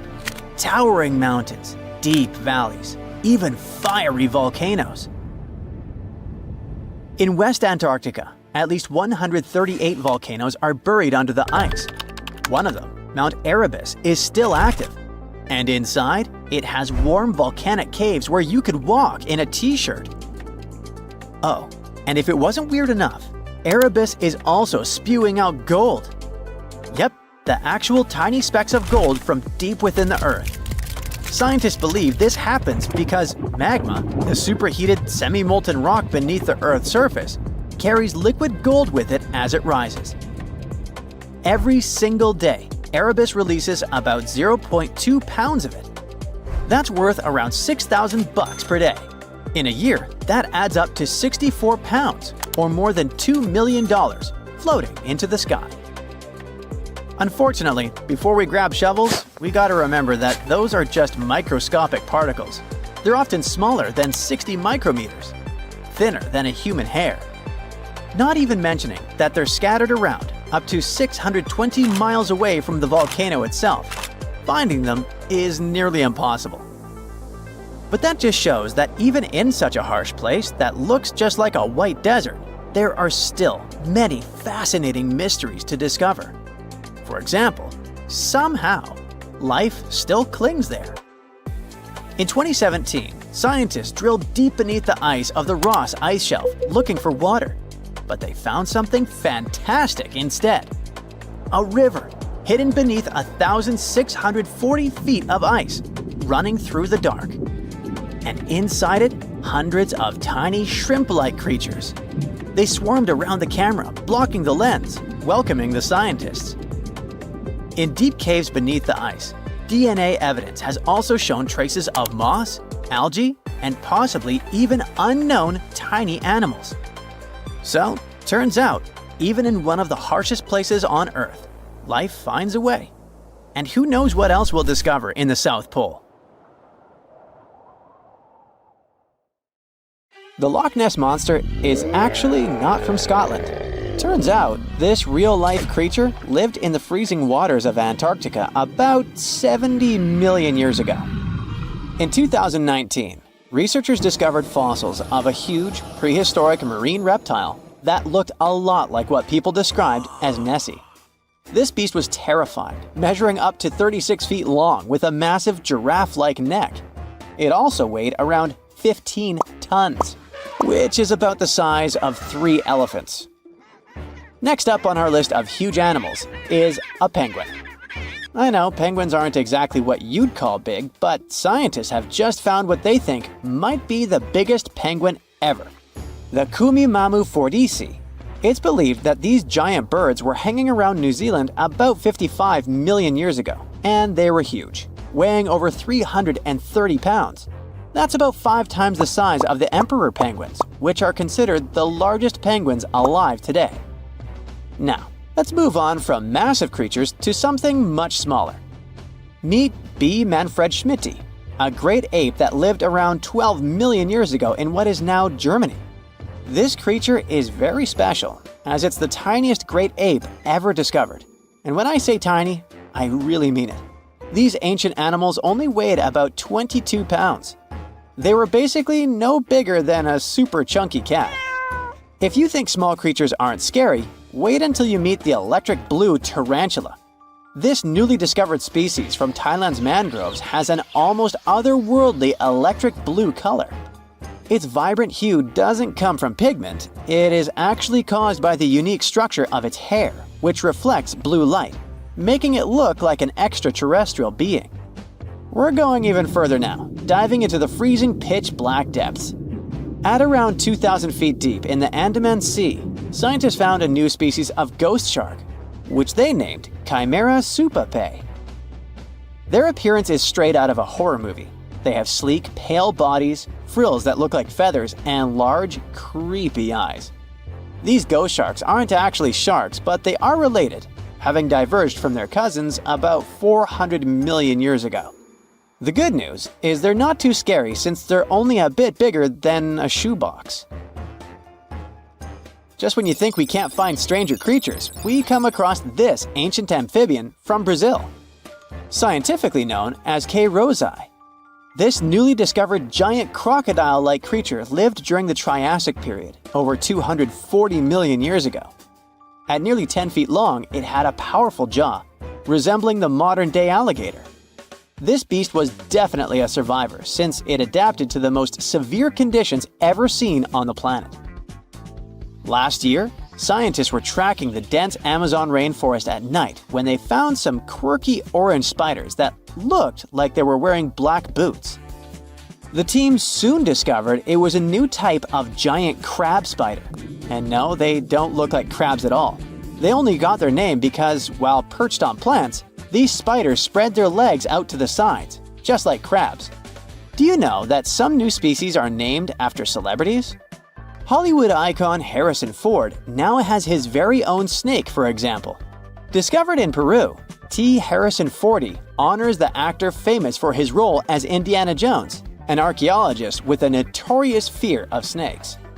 Unlike the film's menacing serpents, this new snake species is quite modest in size, measuring about 16 inches long. We also have the Rampholion princei, a small new species of pygmy chameleon from Tanzania that was named after US rapper and poet Prince Iya. He received this honor because of his work raising awareness about global environmental issues. Another celebrity namesake is DiCaprio's snail-eating snake, which hangs out in the shrubs of Panama's forests. This S. irmelindi caprioi is about 15 inches long and spends its nights on palm fronds looking for snails and slugs. Its round eyes look like glowing coals that can be a bit scary, but overall, the creature is super chill. Even when it feels threatened, it doesn't bite. It just coils up around its head and gives off a really bad smell. Now something a bit more sinister. Meet Venomius tomhardii. Does that name ring a bell? Exactly. This new species of spider was named after Tom Hardy's portrayal of the infamous Marvel character Venom. And all because the black spots on the spider's abdomen reminded researchers of the famous anti-hero. Most spiders of this species were found in Australia at night, sitting in their elaborate webs in forested areas near the coast. When disturbed, these creepy crawlers often hide in silk-lined hollows in tree branches. We've also got something for the Lord of the Rings fans. In the vast and warm waters of the Amazon River, scientists have just discovered a new species of pacu. This fish is a relative of the terrifying piranha, with a plant-based diet and human-like teeth. It was named Miloplus sauron because of a bold vertical black mark on its side, which reminded researchers of the fiery eye symbol of the villain Sauron from Tolkien's epic saga. Wait, is that a tanned capybara or a wild dog? Well, actually, it's neither. This is a newly discovered dwarf deer. This tiny creature, about the size of a basset hound, scurries through the forests of Peru. The combo of large eyes, stocky body, and short legs makes this animal simply adorable. This cute little deer is the complete opposite of what we've got coming up next. This bizarre-looking creature is what we believe the beast of 5 teeth might have looked like. Its fossils, found in Chilean Patagonia, showed that it lived during the age of dinosaurs, about 72 million years ago. This finding is just another piece of evidence that mammals had been roaming around that part of South America much earlier than we thought. Moving from the forests of South America to the deserts of Australia, we come across a sand dragon lizard, known scientifically as Cteniferus tyakalpa. With its sandy color and long, lean body, this lizard looks like it could star in a Dune movie. Discovered last year, this sand dragon lizard blends in perfectly with the hot sands of the Great Victoria Desert in southern Australia. For over 10 years, a large-eyed creature managed to hide from scientists who ventured into the mountains of southwestern China. But not this time. In 2023, the group finally managed to take photos of 7 frogs that didn't match any known species. They're now known as Leishan odorous frogs, a species that grows to be about 2 inches long and has small bumps all over their grass-green bodies. Off the coast of Chile, we have recently found a seamount nearly 4 times as high as the Burj Khalifa. Underwater mountains are usually home to beautiful life forms, like sponge gardens and ancient corals. But this Chilean seamount also hid a creature known as the flying spaghetti monster. It's a rare type of squid with long noodle-like tentacles that make it look like an underwater pasta dish. Including its tentacles, this strange creature can be over 130 feet long. Recently, scientists were diving into the cold waters of the Antarctic Peninsula when they thought they had found an ordinary dragonfish swimming by. But there was something unusual about this one. It turned out that this fish had two darker vertical stripes along its slender body. That's when they realized they were looking at a new species, the banded dragonfish. From bizarre sea creatures to a cute one. In 2017, locals were diving near Kume Island in Japan when they found the skeleton panda sea squirt. This deep-sea oddity quickly won people over with its look because its black spots actually resemble a panda bear's eyes and ears. At least if you have a good imagination. This unusual creature filters water to catch its food, and is yet another reminder of the ocean's hidden wonders. You're down in one of those polar seas where the Brinicle, eerily called the Finger of Death, is born. It's a strange, almost otherworldly place, the deep ocean, where light barely reaches. Everything down there seems to have adapted to survive in darkness and intense cold. But even those truly hardy creatures aren't ready for what a Brinicle can do. When that briny, super-cooled water starts dripping down, a ghost story begins. The formation of these Brinicles is a fascinating process, like an underwater science experiment happening in real time. We know that when seawater freezes, it doesn't freeze like fresh water. Because of all the salt in it, it has to push out impurities to form the pure ice that floats at the top. This means the salty water, or brine, ends up trapped in channels and pockets within the ice. When it sees the light of day for the first time, a Brinicle resembles a pipe of ice reaching down from the underside of a layer of sea ice. At first, a Brinicle is very fragile and its walls are thin. But the continuous flow of colder brine supports the growth of the Brinicle. It also prevents it from melting. Otherwise, this process would be inevitable, caused by the Brinicle's contact with less cold surrounding water. As the ice accumulates and the walls become thicker, the Brinicle becomes more stable. Over time, the brine trapped inside gets squeezed out through tiny cracks, dripping down in this cold, heavy plume. Once that cold brine starts flowing downward, it begins freezing the seawater around it into a sheath of ice. That's why, instead of melting as it hits the water below, it forms this icy casing that protects it, helping it grow longer and stronger. The Brinicle keeps moving forward inch by inch, and this crazy downward spiral is almost unstoppable. And when it touches down on the seafloor, that's when the trouble begins for anything living nearby. Imagine being one of those creatures on the seafloor, maybe a sea star or an unsuspecting urchin just trying to make it through the day. And all of a sudden, you see this icy tentacle nearing you. It isn't just some cold water coming down. It's basically a net of ice moving down and spreading out. There's no escape, no way to predict its coming, and no chance for survival. It's a slow-motion natural disaster in action. When a Brinicle reaches the seafloor, it continues to accumulate ice while the surrounding water freezes over. The brine keeps traveling across the seafloor in a downslope direction. Once it reaches the lowest possible point, it stops and pools. But don't let the danger distract you from how beautiful Brinicles are.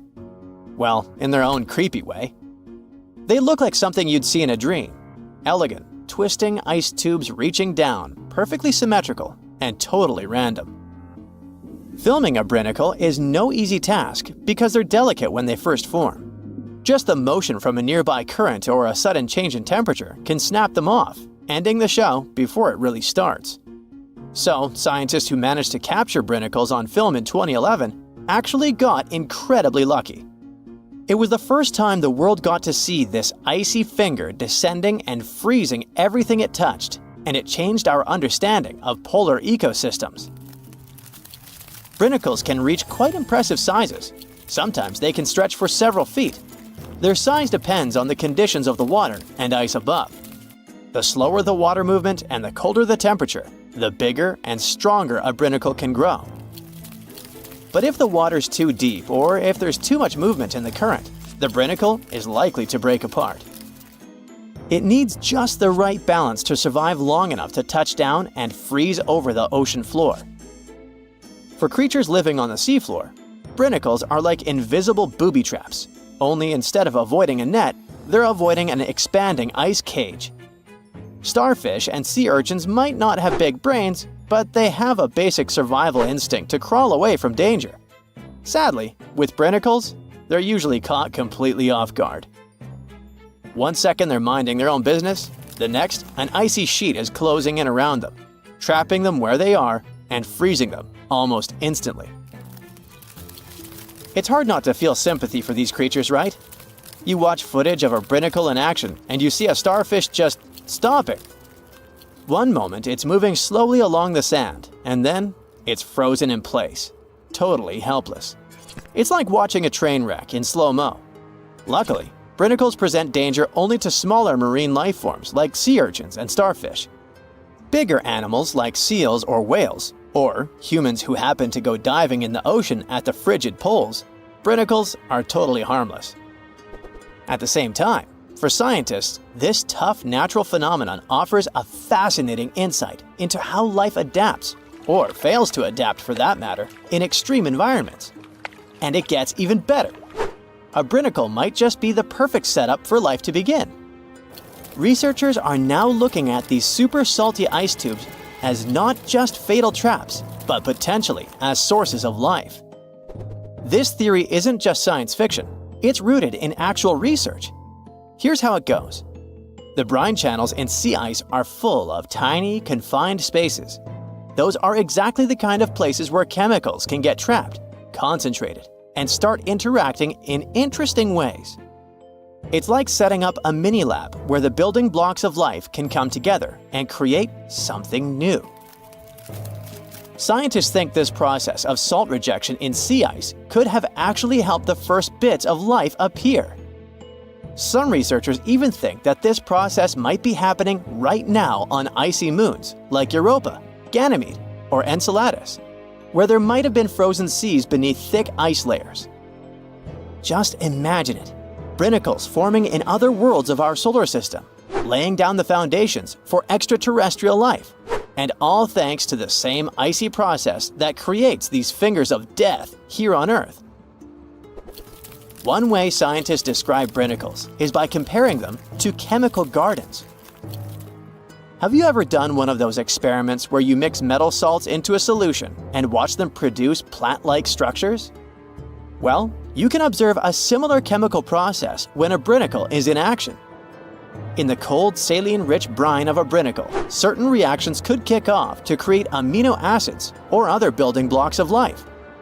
It's wild to think that something so dangerous could have also helped shape our world, or could be creating other forms of life elsewhere. In both cases, whether on Earth or another planet, these icy chemical reactions might be the first step toward the formation of simple life forms. It's a kind of alchemy, where ice and salt water mix to create something more than the sum of their parts. This is one reason why scientists are so eager to study Brinicles. Each one could hold a tiny clue about how life begins, survives, or fails under extreme conditions. Something as mesmerizing and weird, but at the same time simple as Brinicles, hints at bigger questions. How did life start on Earth? What are the conditions needed for life to survive in extreme environments? Could icy structures like these exist in other parts of our solar system or beyond, creating similar conditions that might one day give rise to alien life? As much as they look like a silent threat reaching out from the ice, Brinicles are also reminders of how beautifully complex and interconnected our world is. They may seem like simple fingers of ice, but they hold secrets that touch on everything from ecology to chemistry to the origins of life itself. So next time you hear about the ocean, remember that deep below in the darkest, coldest waters, something incredible and a little bit terrifying is happening right at this moment. So what comes to your mind when you hear the word Antarctica? Most likely, cold, snow, ice, and penguins. Yet, this is one of the least explored regions in the world that hides many strange and unique things. Check them out. You don't have to go to Antarctica to see this weird thing. All you need to do is open Google Earth and move to one of the southernmost islands of Antarctica, King George Island. Recently, internet users have noticed a large and pretty strange cave entrance there. Where does this wide, dark passage lead? People started making suggestions. It's the entrance to a secret base or some laboratory. This is the part of the spaceship that crashed there thousands of years ago. This is the door to the ancient city of Antarctica. Perhaps there's a giant rock mountain with an ancient cave beneath all this snow and ice. Well, there's some ideas. Users have calculated the approximate dimensions of this cave. It might be about 74 feet high and 250 feet wide. You could hide a Boeing passenger jet in there. Nature probably created this entrance. This is a logical explanation, but there are two strange factors. First, take a look at the foot of the mountain. It seems that there are steps there. They're dark in color, as if they're made of stone. And if you look closely, you can notice something similar to human footprints. Has anyone entered this cave? Or maybe someone is still living there now. The second oddity is the disappearance of the mysterious finding. For the first time, people noticed it in a Google Maps snap in 2007. Then the entrance disappeared. Then it reappeared a few years later. After that, it vanished. And in 2022, people saw it again.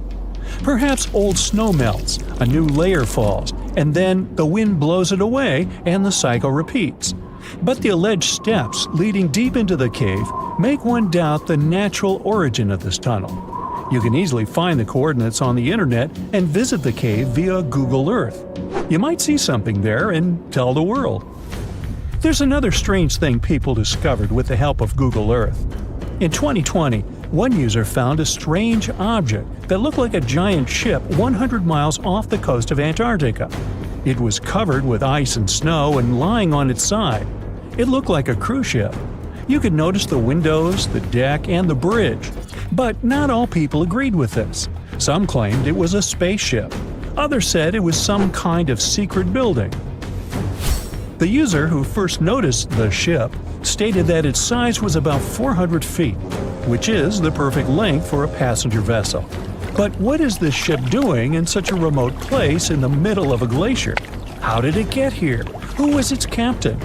No one has found the answers to these questions yet.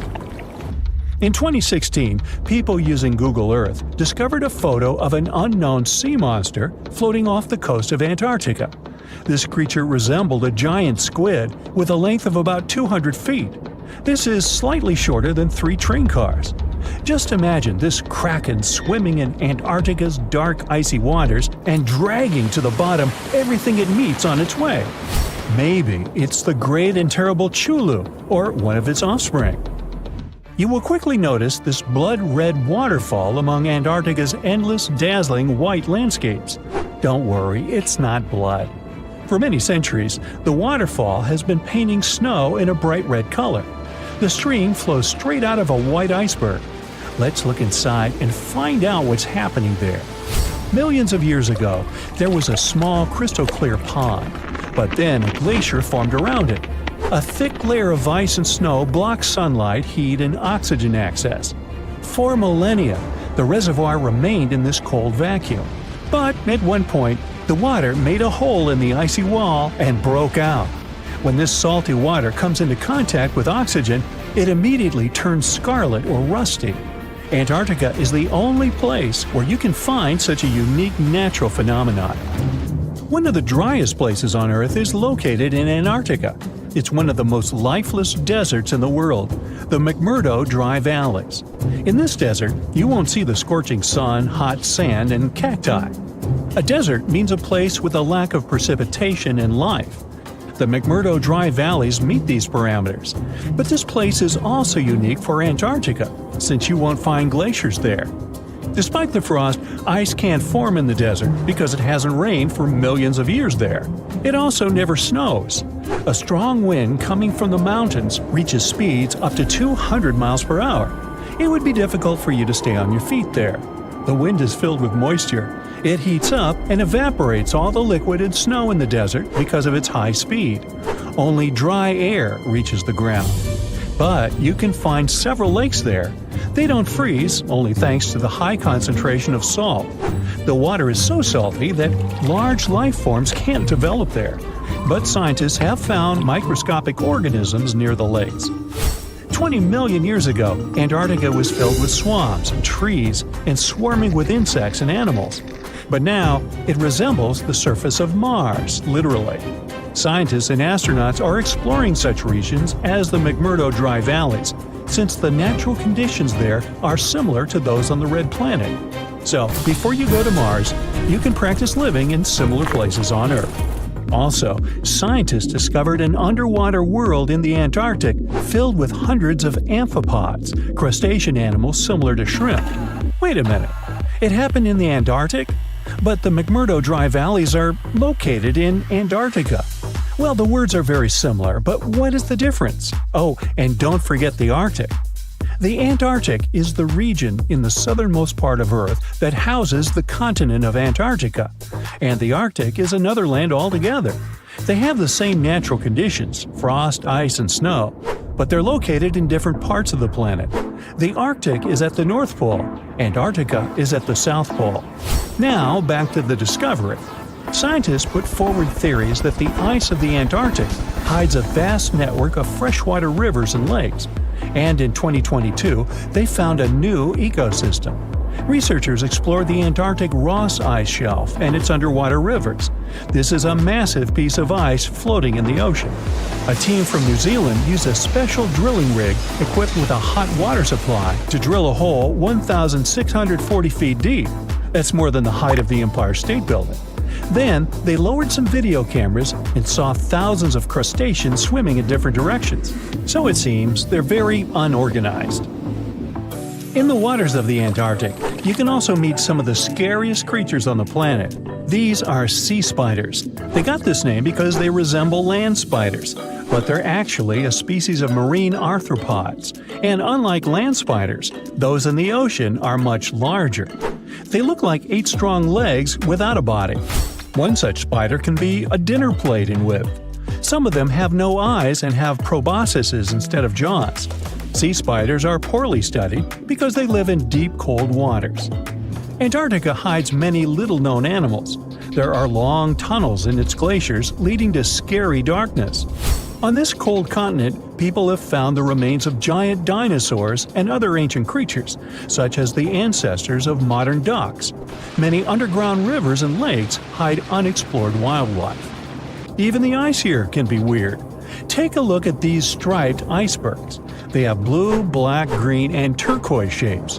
The color depends on the conditions of the water during freezing. For example, green lines appear because of algae. Blue ones form when the water freezes too quickly. Okay, I'm freezing. Time to go thaw somewhere warmer. Hawaii. Yeah. The whole internet is buzzing about an unusual discovery on Google Maps in Antarctica. Southeast of Japan's Showa Station, someone noticed a giant door standing out in the icy landscape. Some call it Bigfoot's vacation home, or a shuttle from Star Trek. Others say it's a blown-off Boeing door that somehow ended up in the snow. Scientists have a way less exciting explanation. It looks like the so-called doorway is actually part of fast sea ice. It floats near the coast where the water is shallow and islands are scattered around. This spot could simply be an iceberg that got stuck and is slowly melting right where it is. You can see other icebergs nearby in the same area. Ice flowing around a solid underwater rock could have formed a natural pattern. The ice is pretty thin here, and because of the rocks underneath, the ice forms unique shapes. Geologists add that the mysterious find is just a rocky ridge sticking up because the ice level has dropped a bit. The top of it is the ridge, and the sides are 2 snow tails, long streaks of snow shaped by the wind. These snow tails show which direction the wind usually blows in this area. The previous mysterious Google Maps find in Antarctica was a pyramid that turned out to be a mountain. You can easily find it if you scroll all the way to the Ellsworth Mountains. It's the tallest mountain range in Antarctica, and it stretches for almost 250 miles. It's not the first pyramid on this continent, as explorers from the British Antarctic Expedition found another unusually shaped mountain and nicknamed it the Pyramid. But this one didn't have a pyramid shape after all, so nope, there are no pyramids in Antarctica. Sorry to ruin it for you. In 2011, scientists from Chile found a strange fossil in Antarctica that looked like a squashed football. It received the nickname The Thing because it looked like something from a science fiction movie. It turned out it was a giant soft-shell egg from around 66 million years ago. It was more than 11 inches long and 7 inches wide. The only bigger egg ever found was of the extinct Madagascan elephant bird, which was 1.5 times as tall as Michael Jordan. The Antarctic egg is also special because it's the first fossil egg ever found in this part of the world. So, whoever left it there must have been huge, probably a giant sea reptile that lived long ago, like a mosasaur. This is surprising because most scientists thought these creatures didn't even lay eggs. The egg is also unique because it has a thin eggshell and no pores, which is totally different from most dinosaur eggs. Scientists did a lot of work and studied 259 types of living reptiles, like lizards and snakes, and their eggs. From this, they figured out that the creature who laid the egg was probably at least 23 feet long, not counting her tail. During the late Cretaceous period, this part of Antarctica must have served as their nursery. Paleontologists have found bones of tiny mosasaurs and plesiosaurs in the same area, as well as bones from the grown-up ones. If you've ever lost your ID and still can't find it, try looking under the Antarctic ice. Well, at least it worked for a man who was reunited with his security access card after 21 years. Rod Budd, a technician studying sea life on the Antarctic seafloor, spotted the card while he was diving at a place called Cape Evans.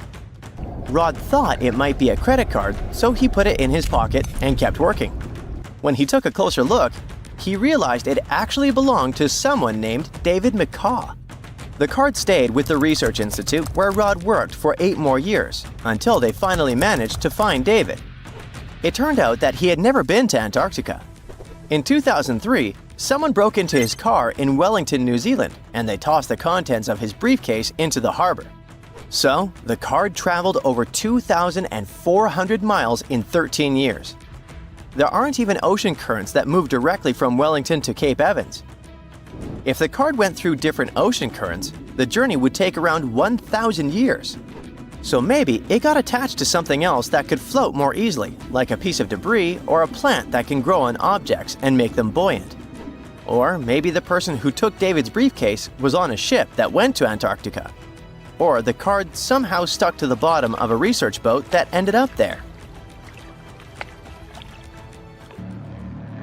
In case you want to see probably the coolest find from Antarctica, you gotta head to the 2025 World Expo in Osaka, Japan. They'll display a meteorite the size of a rugby ball that came all the way from Mars. A Japanese research team found it in Antarctica in the year 2000.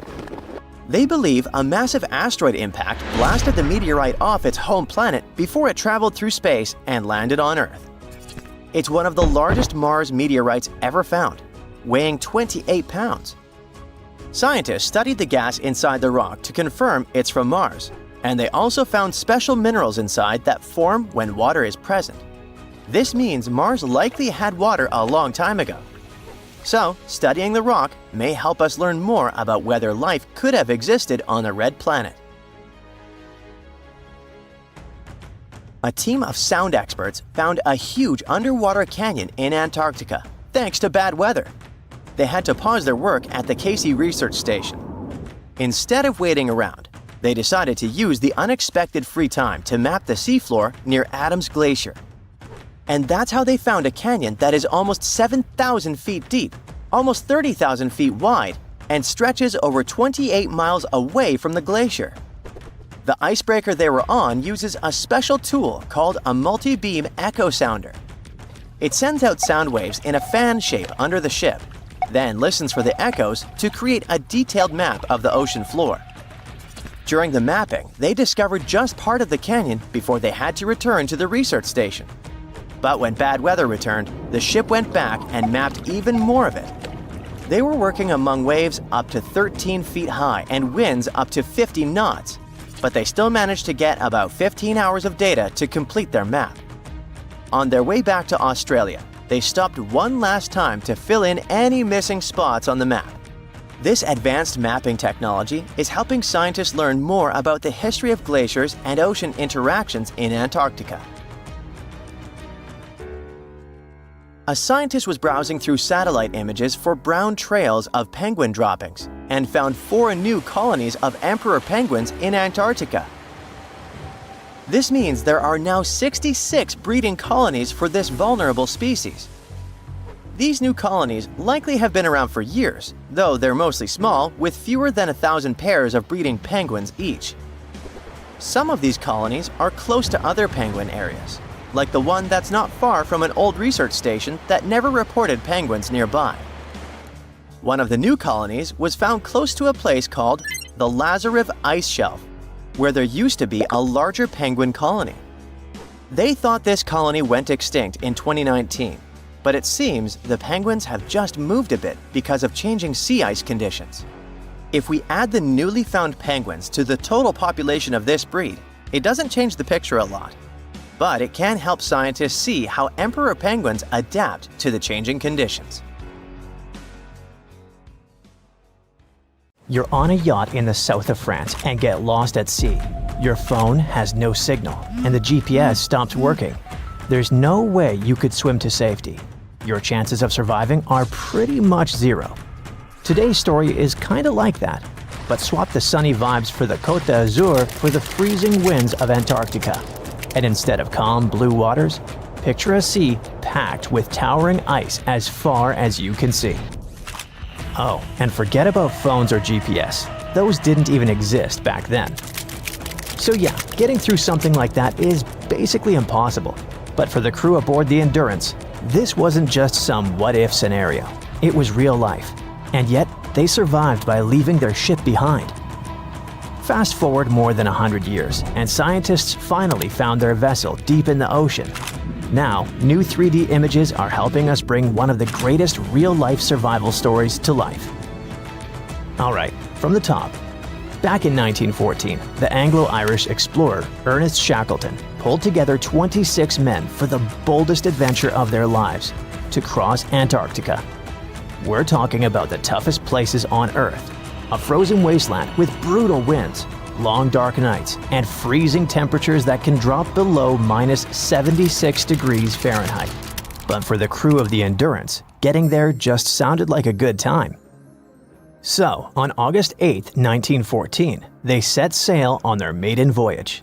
And by October of that same year, they made it to South Georgia Island. From there, they'd finally head toward their main goal, the Weddell Sea, on the coast of Antarctica.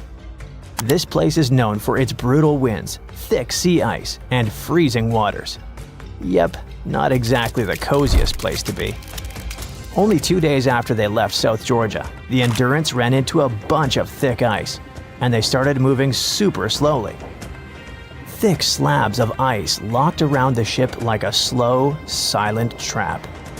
At first, the crew waited. Maybe the ice would break up. Maybe the ship could push through.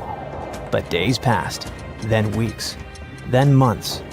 The ship was stuck, completely wedged into the frozen sea, unable to move. It was February. A small patch of open water suddenly appeared a little way ahead of the Endurance. There was hope, but getting there wouldn't be easy. The ship was still surrounded by solid ice, completely blocking the way. Some of it was nearly 18 feet thick. The crew worked hard all day, cutting a narrow channel through the ice. The next day, they tried again.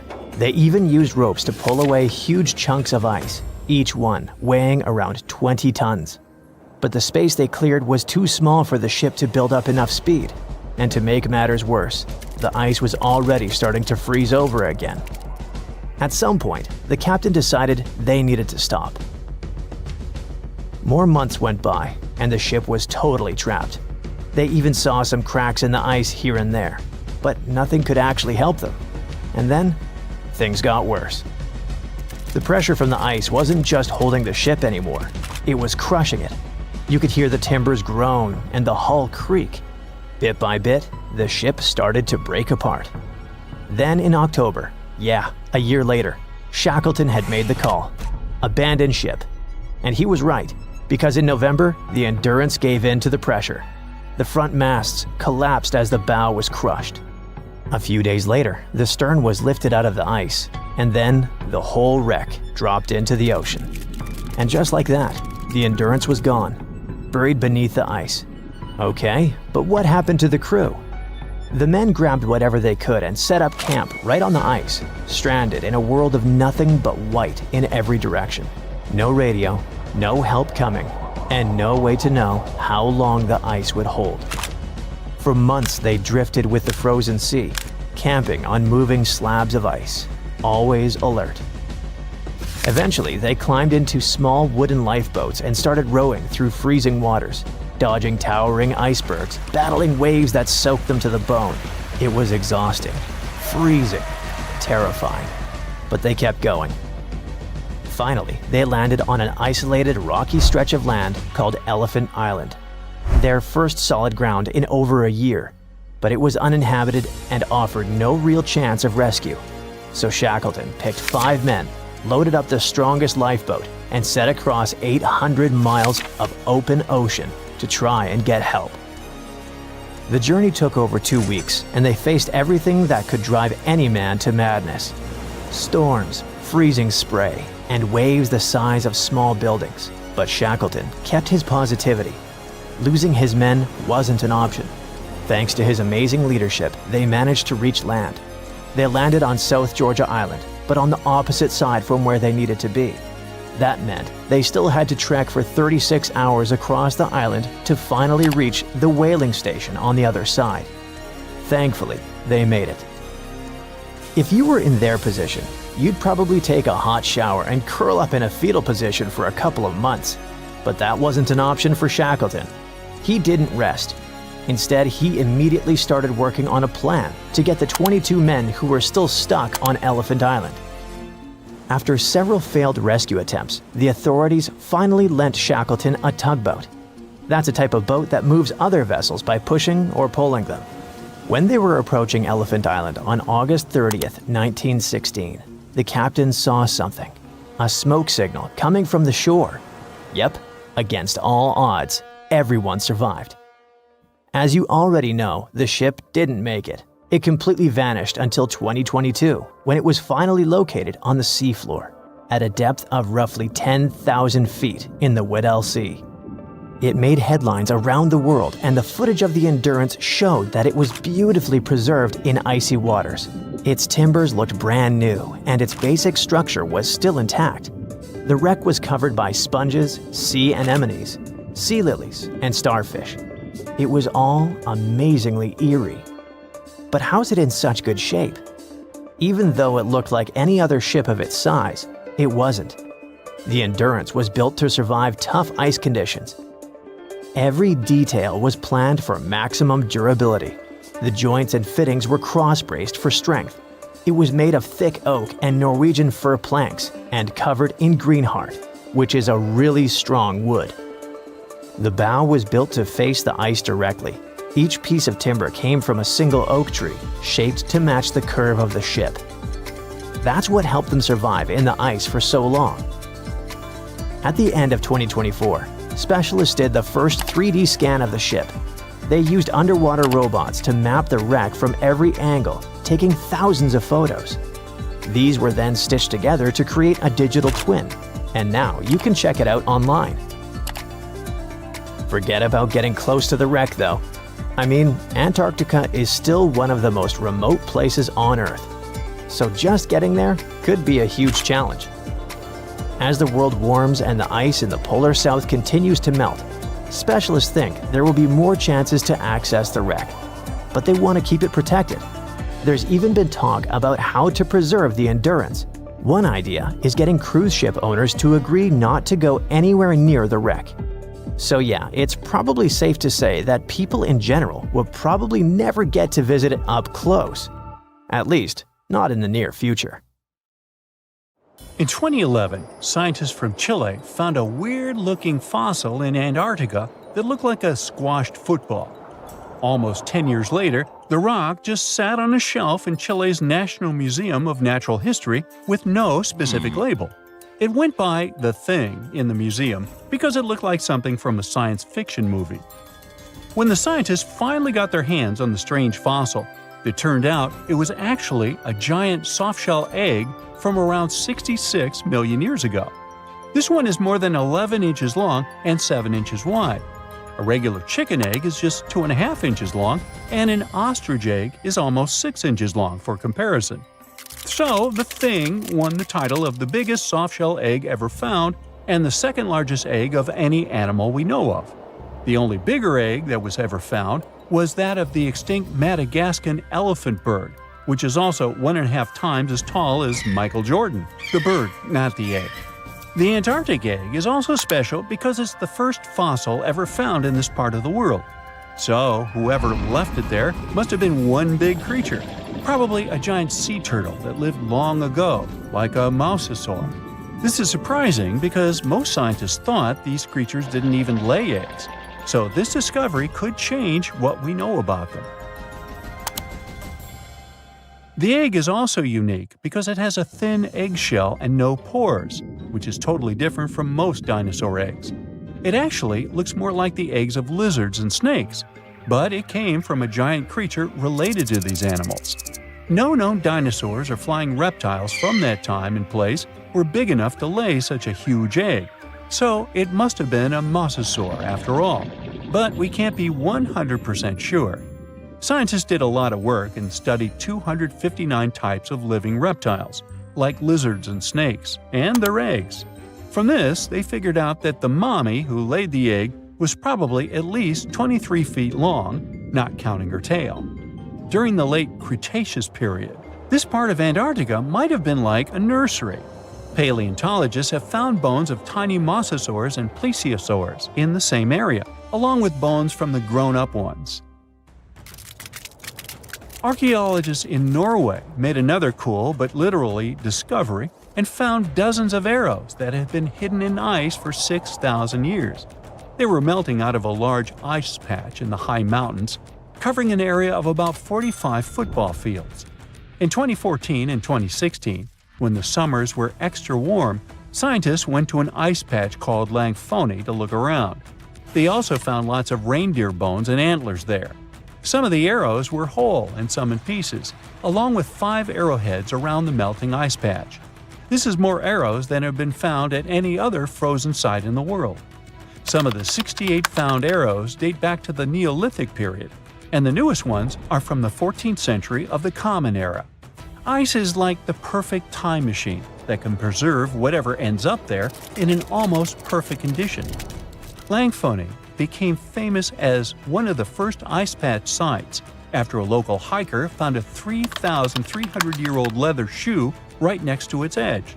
Scientists are studying places like this to understand how people used these sites and how the ice patches from Norway to North America changed over time.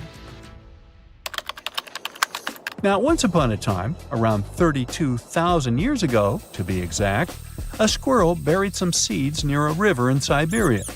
Am I the only one getting the Ice Age vibes? Anyway, these seeds belong to a plant with cute white flowers. Thousands of years later, a group of scientists found these seeds buried deep in the frozen ground, about as far down as a 12-story building is tall.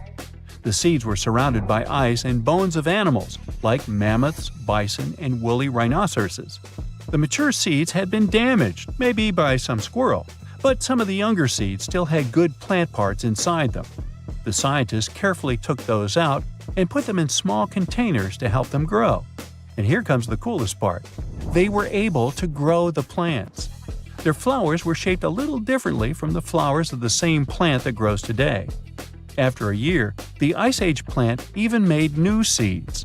Based on this, the scientists suggested that permafrost could be a depository for an ancient gene pool, and we could find extinct species there and bring them back to life.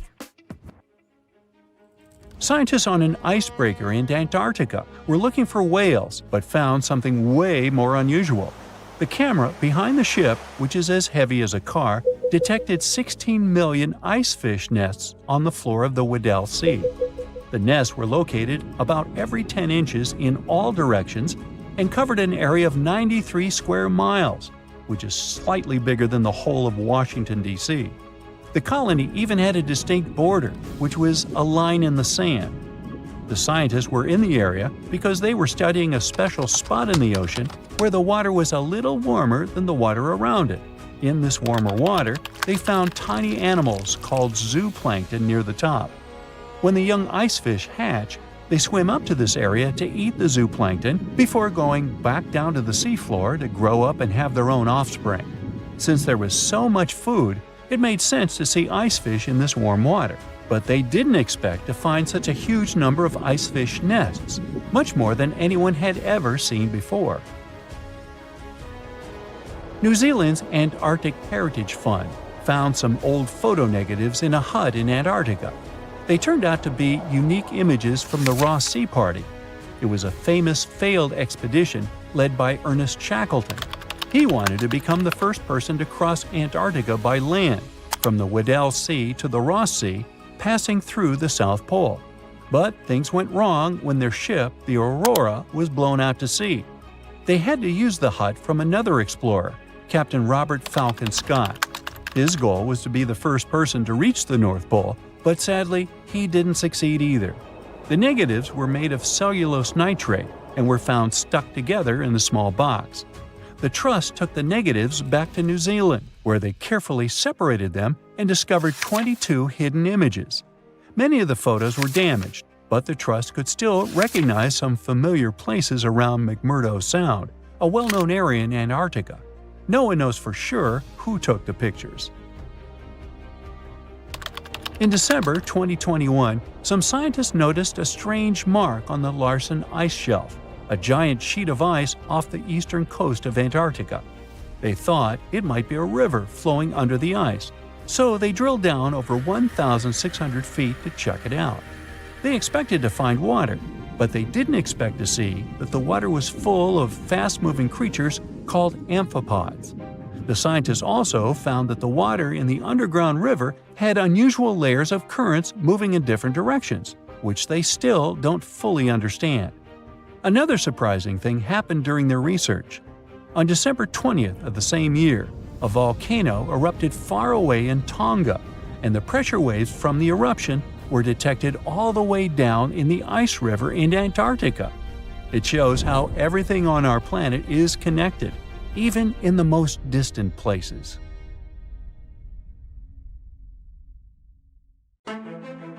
Tiny microbes, basically ancient germs, have been frozen in Arctic ice for tens of thousands of years, just chilling there, since woolly mammoths were still walking around. And now, scientists think these little guys might wake up again if Arctic summers keep getting longer and warmer. Yep, you heard right. Zombie microbes. Great. These microbes have been stuck in permafrost, which is soil and ice that stays frozen solid year-round. The top layer melts a bit in the summer, but the really old stuff, those Ice Age microbes, are buried way deeper. They only thaw if things get really warm for months, not just a hot day or two. To study these microbes, the team went down to the Permafrost Research Tunnel near Fairbanks in Alaska, a long underground hallway 50 feet below the surface, carved right into the ancient frozen ground. The tunnel stretches over 350 feet and lets scientists literally walk through thousands of years of frozen history. By the way, while checking out the walls, the researchers also spotted bones of mammoths and bison sticking out of the ice. One of the reasons why the researchers went to Alaska was to see how fast these ancient microbes could come back to life. Well, they were in for a surprise. These microbes don't need years, centuries, or magic spells to wake up. Just a couple of months of warm weather. Once they're awake, they start doing their microbe stuff, which includes pumping out greenhouse gases like CO2 and methane. And that's bad news, because those gases warm the planet even more. This melts more permafrost, which wakes up more microbes, which releases more gas. You get it. Basically, it's a nasty climate loop. Anyway, when scientists went down into the frozen tunnel to grab chunks of super old permafrost, the first thing they noticed was the awful smell.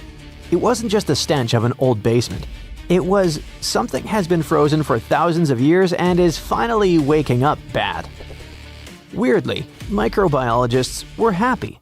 Such a smell is actually a good sign for them because it usually means tiny creatures, microbes, are still around. Back in the lab, the team soaked the frozen samples in the water that had a special kind of heavy hydrogen inside it. This helped them track what the microbes were doing later. Then they put the samples into fridges at 3 different temperatures: cold, kinda cold, and not too cold, to copy what future Arctic summers might feel like if the warming continues. For the first month, almost nothing happened. Even the warmer samples barely changed. Only a tiny number of microbes started waking up. Basically, a microscopic trickle of activity. But a few months later, things got more exciting. Thanks to the heavy water, scientists could watch how much of it the microbes used to build their cell membranes. It helped them figure out that the old microbes were making special fatty molecules that might help them stay alive in freezing conditions. By the 6-month mark, the samples that were stored at the warmer temperatures had transformed completely. They became more active and started forming little slime layers. The scientists could actually see these layers even without a microscope. The whole community of microbes wasn't super diverse, but those that were active behaved just like modern microbes that live in unfrozen soil today. In short, those ancient microbes were definitely alive and got pretty energetic once the temperatures were warm enough. This matters a lot for the Arctic and for the whole planet, because these microbes survive by eating old organic material trapped in the permafrost. When they eat, they release greenhouse gases like carbon dioxide and methane, and the Arctic is warming faster than any other part of Earth.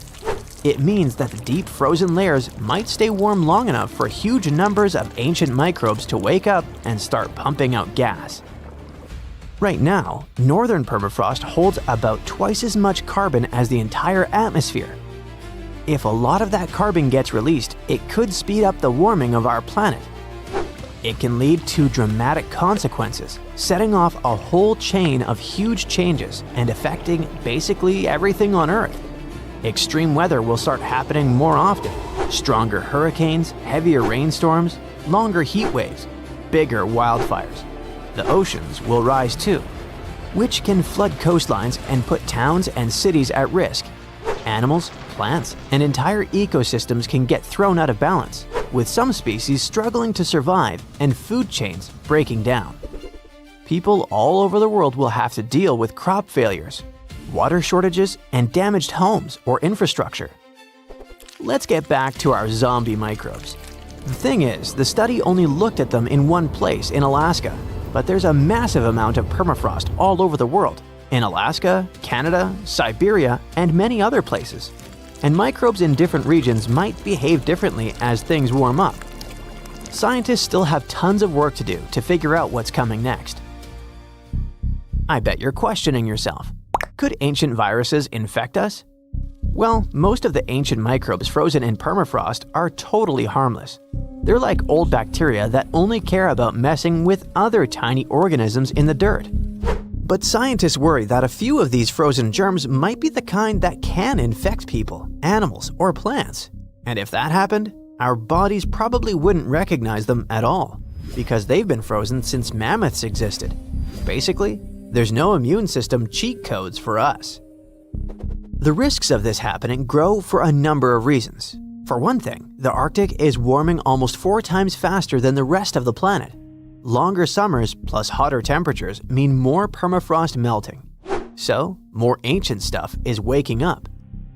Plus, people might start digging more around there. Companies will mine more, drill for oil, and ships can travel new routes. All this activity tears open ground that used to stay frozen solid. This increases the chance that someone or something comes across some ancient germ that just woke up. What would actually happen then? We might run into different zoonotic diseases, basically germs that jump from animals to humans. This already happened once. Thawed reindeer carcasses released anthrax, a rare and serious illness which then infected people and animals. Luckily, we do know how to treat anthrax. But what if something even older wakes up? Besides, our immune system might have zero defense. If a virus hasn't been around for tens of thousands of years, humans today would be like, what is that thing? No antibodies, no memories of it, nothing. But the scariest part is that we don't know what's hiding down there. Scientists think permafrost might be storing trillions of frozen microbes, many of which we've never seen before. Some might be boring, and some might be super dangerous. So what if one such virus finally thawed out? The world would be dealing with a disaster no one has ever seen before. This wouldn't look like a normal outbreak. It would feel more like something out of a horror movie. First, the virus would be totally new and our immune systems definitely wouldn't recognize it. That means the virus would spread crazy fast, jumping from person to person. No one would know what to expect. It could cause weird illnesses, sudden fevers, or even something way more dangerous. Stuff as scary as the diseases people faced in old times. Scientists digging in permafrost already look for traces of those ancient diseases, so it's not impossible. Once it escapes, the virus wouldn't stay local for long. With people traveling everywhere and companies rushing into the warming Arctic for mining and shipping, the infection could go from one small Arctic village to major cities all over the world within days. Hospitals would fill up instantly and doctors and nurses would run out of supplies. Businesses would shut down. Food supplies could crash if the virus hit farm animals or crops. Shipping and travel could freeze completely. Fear and panic would spread around the globe almost as fast as the virus itself. There'd be no vaccine and no cure, because no one has ever seen this virus before. Scientists would have to start from zero. In short, a zombie virus outbreak would be totally unpredictable, and the modern world is certainly not ready for it. Divers have found something incredible in a Florida sinkhole, and it was... Stop, we need to leave a warning here. You're about to hear some pretty unusual scientific information. This knowledge will make you the smarty pants in your friend group. But there's also a risk that they'll look at you as a nerd. So perhaps it would be better for you to keep this knowledge a secret. In any case, it won't be superfluous. So, you know that scientists divide the history of our planet not only by time periods, but also by which animals lived at a certain time. For example, 2,000 years ago, Earth was inhabited by the blobfish, and scientists call this time the blobfish period. It's a joke, there's never been such a period, but you get the gist. The period between about 419.2 million and 358.9 million years ago is called the Devonian period, or the Age of Fish. Do you know why? Because the first fish began to appear on the planet. The Paleogene is the period of large mammals. The famous Jurassic period marks the appearance of giant dinosaurs, which we often see in the movies. Even now, we live in a certain period called the Quaternary period. It began about 2.6 million years ago and continues to this day. This is the time of humans and modern animals. So the next time somebody asks you what time it is, you can just answer, it's the Quaternary period. In short, the names of these periods depend more on what creatures inhabit the planet. The longest period is the Precambrian period, or Age of Early Life, the time when life on the planet started to form. Soft-bodied worms and jellyfish swam in the ocean, while microorganisms lived on land. This period occupies almost 90% of the Earth's total geological time. It started about 4.5 billion years ago and ended 540 million years ago. Oh, it's still a video about divers, don't forget. We'll get back to them soon. Considering all these periods, do you know which one is of the most poorly studied? A period about which scientists know almost nothing, especially about the animals that lived at that time. This is the Irvingtonian North American land mammal age. It lasted from about 1.6 million to 250,000 years ago. Scientists have very few fossils that belong to this time, but recently, everything has changed. In the USA, there's the Steinhatchee River, which stretches for several tens of miles in the area of Big Bend, Florida. And just 500,000 years ago, there was a sinkhole instead of the river. This is a hole in the ground that forms when water dissolves the upper rock. This rock is often limestone. Sinkholes appear in places with a lot of precipitation. Sometimes these pits can be invisible. They look like ordinary ground, but the soil in them is loose and can easily collapse. If you accidentally get into a sinkhole, people will hear your screams and help you. But in the distant past, about 500,000 years ago, when animals got there, they couldn't get out of the pit, so it became their grave. After many, many years, a river appeared here, and then several fossil collectors decided to check out this place and discovered a real paleontological treasure in it. They plunged into the river and reached the bottom. There, in the murky water, they saw horse teeth sticking out of the sediment. It'd be pretty scary to find for many of us, but for these guys, it was the jackpot. After the teeth, they found a hoof shaft and the skull of an unusual animal. At that moment, the collectors realized they had made a major discovery.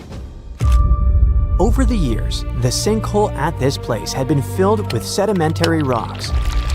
Then, the river compacted all this mass, which made it possible to keep everything inside the sinkhole in good condition. Many animals got trapped in this pit 500,000 years ago, and only now have people managed to get them out. More precisely, what's left of them. Divers have found more than 500 fossils belonging to ancient animals, including unknown species. They got well-preserved bones of ancient horses, giant armadillos, sloths, and a new species of tapir.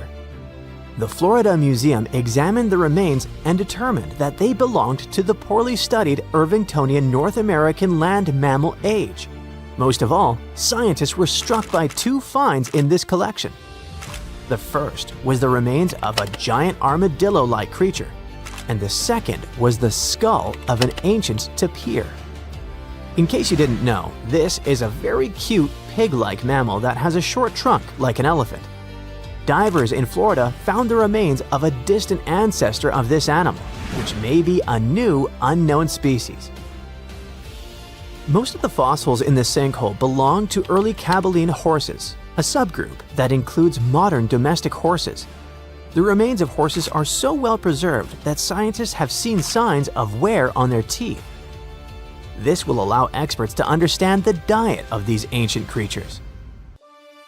We often hear news about people finding the remains of ancient animals or dinosaurs in caves, ravines, or at the bottom of lakes.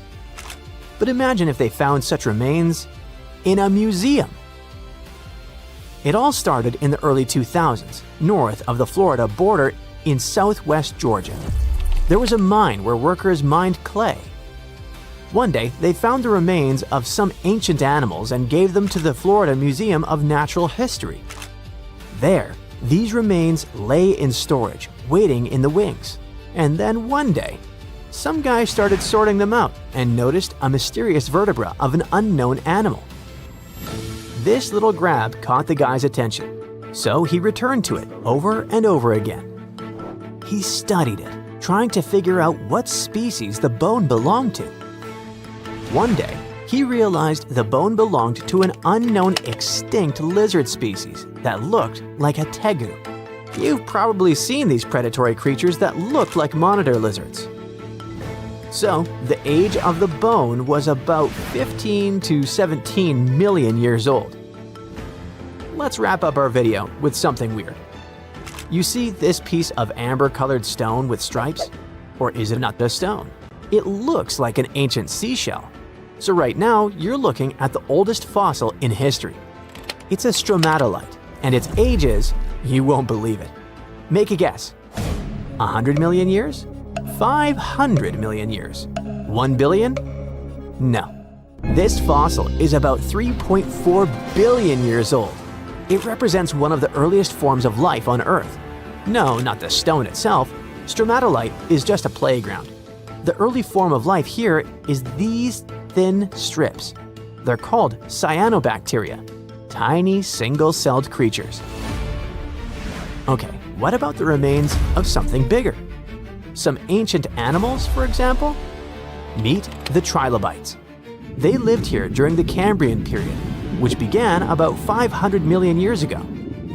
This is the time when many invertebrates and fish began to appear. Their exoskeletons help the trilobites stay remarkably well preserved, considering their age. They were arthropods that looked like something between a spider, a scorpion, and a mutant from another galaxy.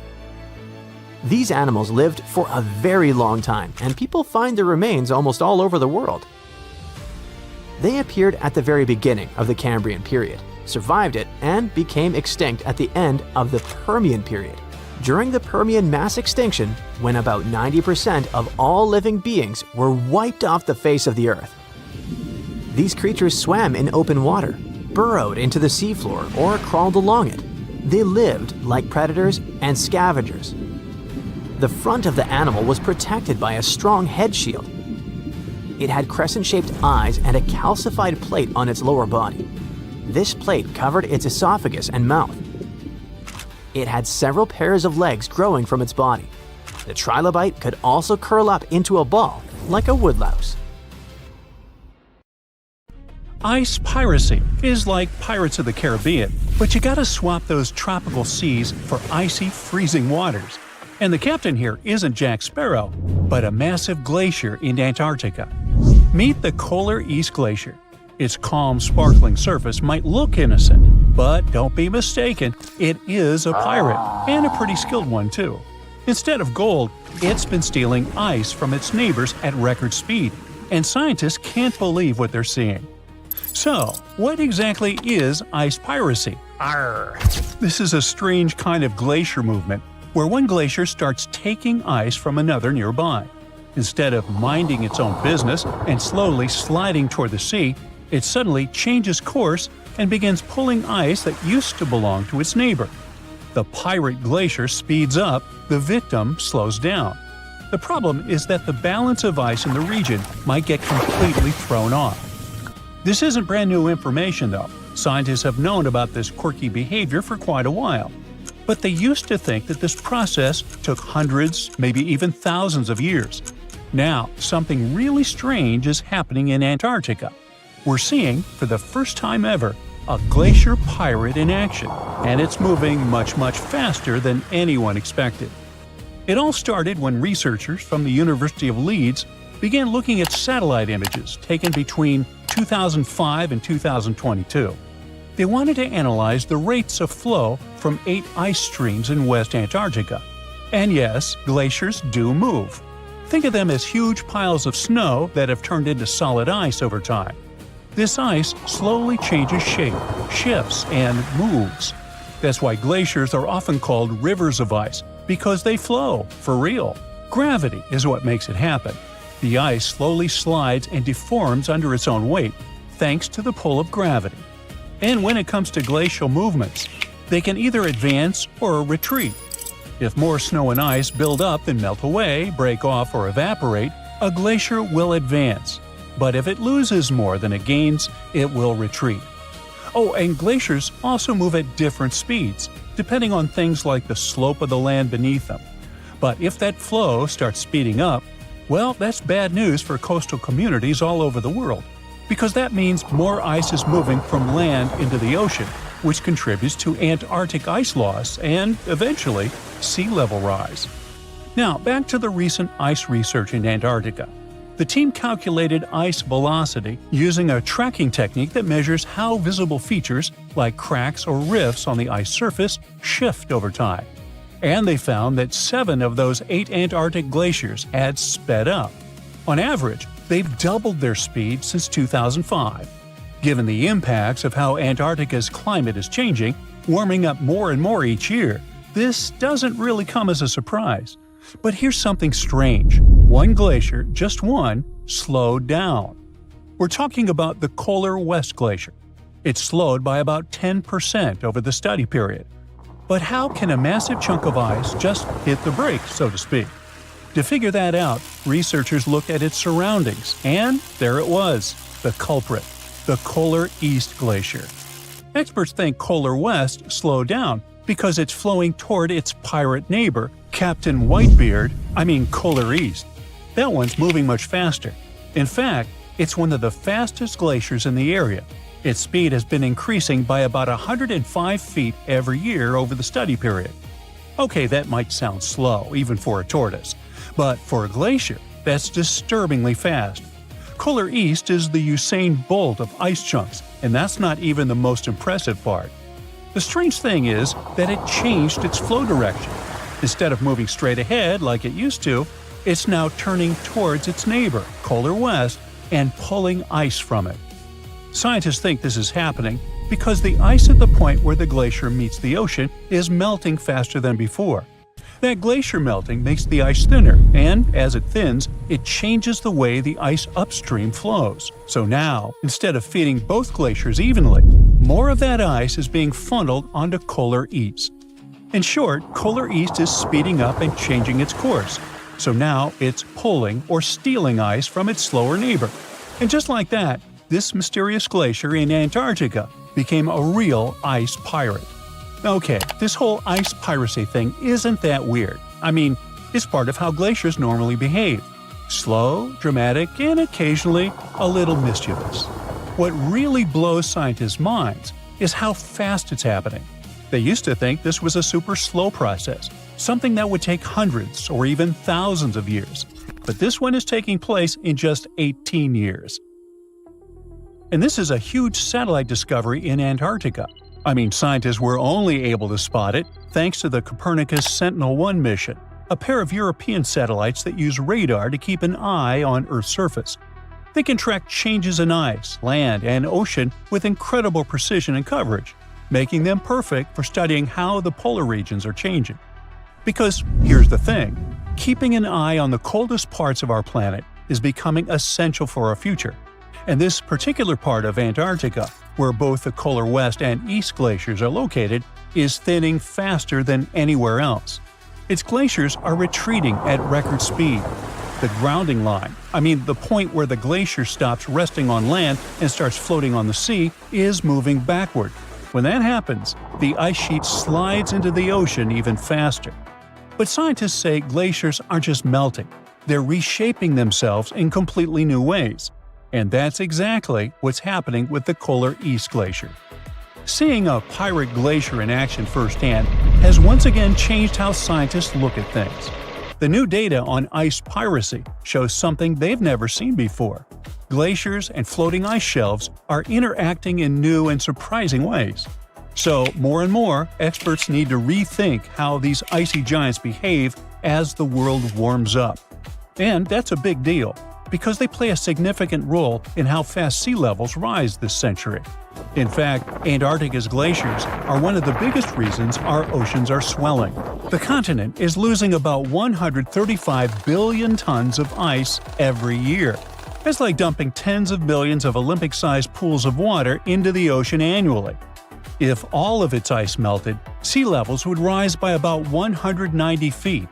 That kind of rise would flood much of Florida and huge areas of the Netherlands and Bangladesh, for example. Many small island nations would completely vanish beneath the waves. Now, you might be asking yourself, what's hiding beneath all of Antarctica's ice? Well, it might look flat from above, but underneath that mile-thick layer of ice lies a whole landscape of steep mountains and deep valleys, crossed by winding rivers. Those hidden rivers could play a crucial role in how the ice sheet reacts to all this unusual warmth. Scientists now predict that as Antarctica's ice sheet keeps melting and thinning over the next few decades, those subglacial rivers will grow, overflow, and shift into new paths. This could make some of the biggest glaciers near the coast start to break apart faster, and that would make sea levels rise more quickly. So that's why understanding these changing dynamics and glacier movement, like our icy pirate, is so important. Every new discovery helps scientists figure out what's really driving Antarctica's glaciers and how they are responding to a warming world. The more we learn about these frozen giants, the better we can predict what might happen next, and how changes down in Antarctica could ripple across the entire planet. Way down at the bottom of the world is so icy and remote that even asking, "Are there roads in Antarctica?" sounds silly. But the answer is not as simple as you'd think. It's not like no one gave it a shot. Back in the early 2000s, the United States gambled with Antarctica road construction on a massive scale. They tried creating a 1,000-mile ice highway meant to connect the coast to the middle of the continent. McMurdo, located on Ross Island, is the largest settlement in Antarctica. It works as a temporary home for up to 1,000 people during peak season. The South Pole Station is at the other end, and it's the southernmost spot where anyone lives. Basically, these two stations are the backbone of Antarctic logistics and supply routes. Usually, everything scientists needed at the pole had to be flown in, which is expensive and risky. One bad storm and the whole operation can be grounded for weeks. The ice highway was supposed to be a dependable overland route for transporting tons of supplies safely across the continent, even when planes were stuck on the ground. On the Antarctica map, it looks simple enough. Draw a straight line, smooth out some snow, and haul fuel and supplies instead of flying them in. It sounded ambitious, but well worth the effort. It could save millions in fuel alone. All they needed to do was keep the surface level. But beneath the snow was layers of soft powder and hidden crevasses, not to mention the constantly shifting ice that moved like a slow, frozen river.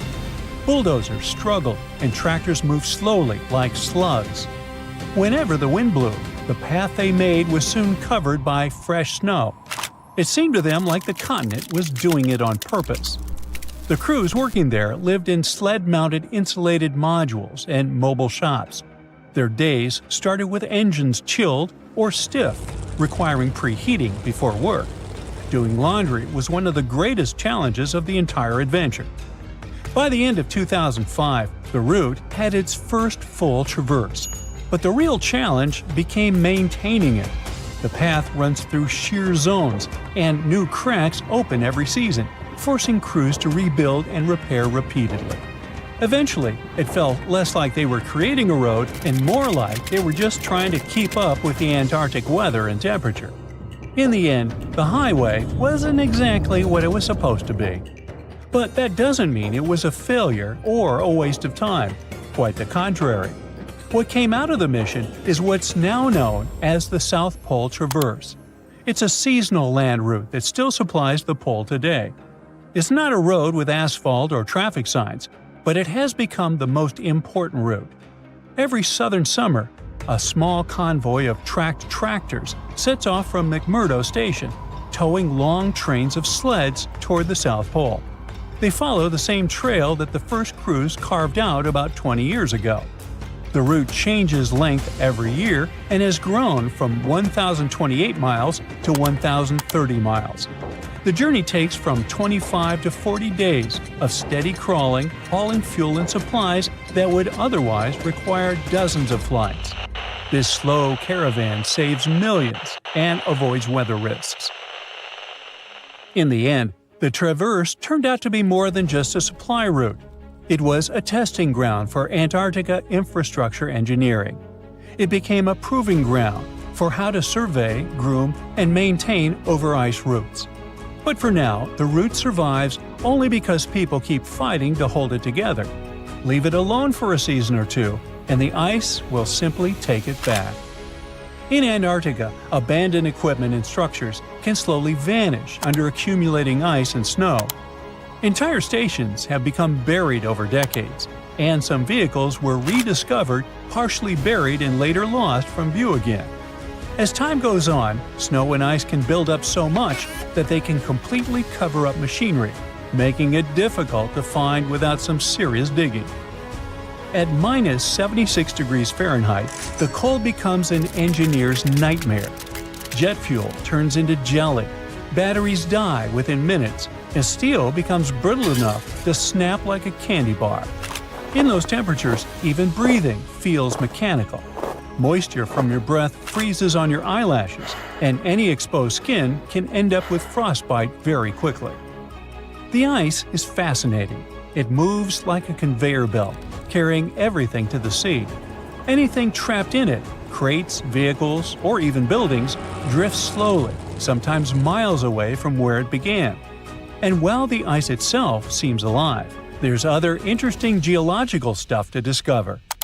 Close to some of these supply routes is Blood Falls, a waterfall flowing in a shocking blood-red stream. It's not a scene from a horror movie. The color comes from iron-rich, salty water trapped under the ice for millions of years, turning red the moment it hits the air.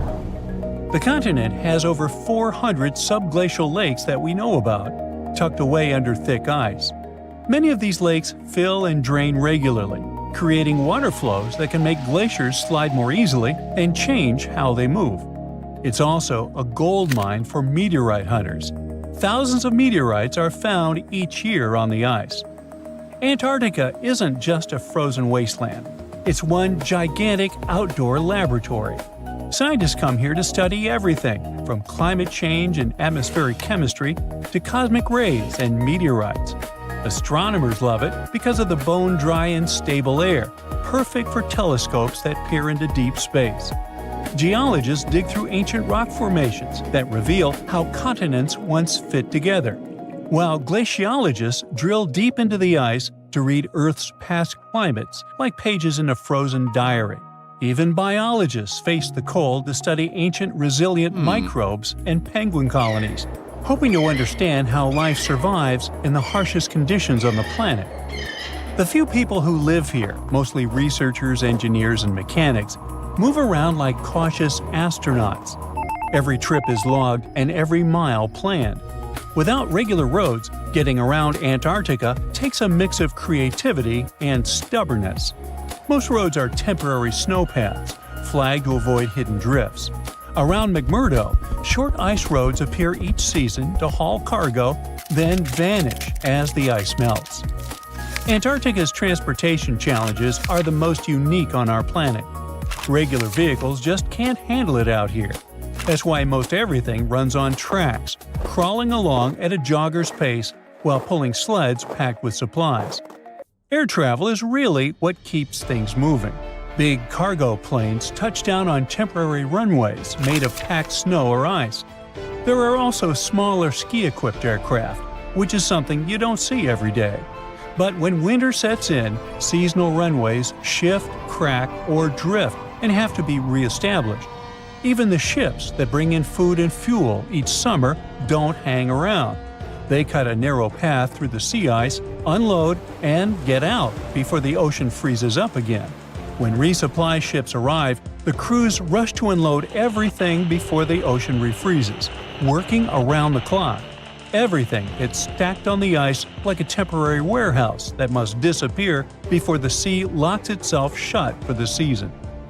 Antarctica is currently protected by the Antarctic Treaty System and the Madrid Protocol, which together classify the entire continent as a natural reserve devoted to peace and science.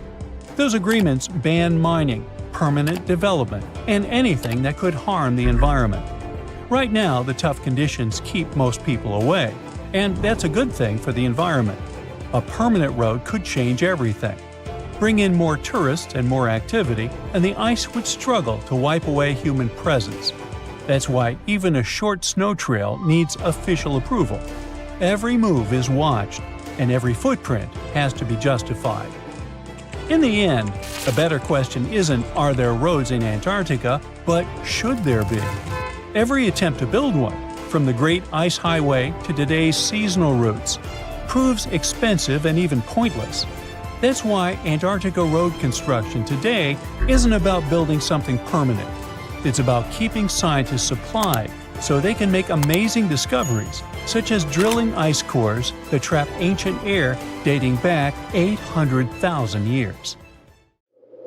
A vast expanse of white snow, freezing winds, lifeless landscapes, and weird, eerie signals seemingly coming from within Earth. These radio pulses occur in Antarctica, and no one can figure out what they are and where they're coming from.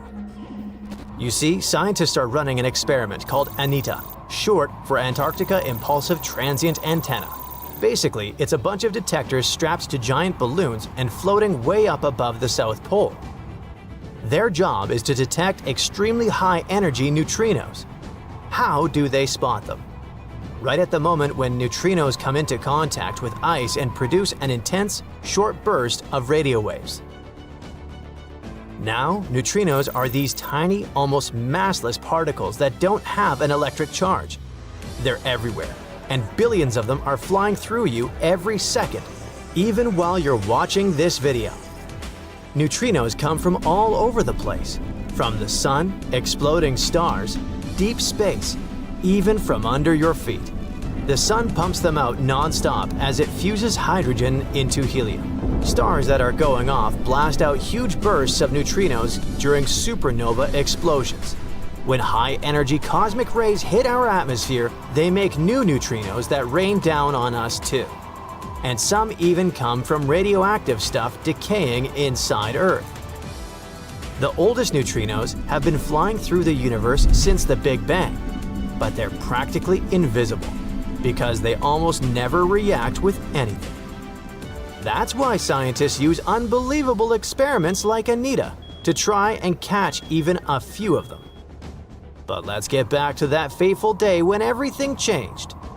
Normally, the radio signals produced by neutrinos bounce off the ice and fly upward. That's where ANITA can catch them. This is the whole point of the experiment, to study neutrinos and learn more about distant cosmic events like supernovas or whatever's happening light years away.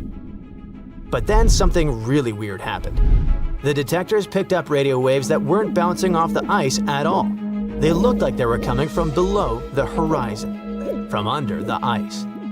Now, this shouldn't even be possible. According to everything we know about physics, signals can't just travel upward through solid rock and ice. One of the researchers, Stephanie Wiesel from Penn State, also said that those radio waves were coming in at super steep angles, like 30 degrees below the surface.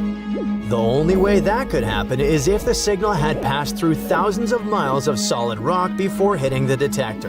But if that were true, the rock would have completely absorbed it. So something just didn't add up. The team ran all the numbers and still got no clear answer.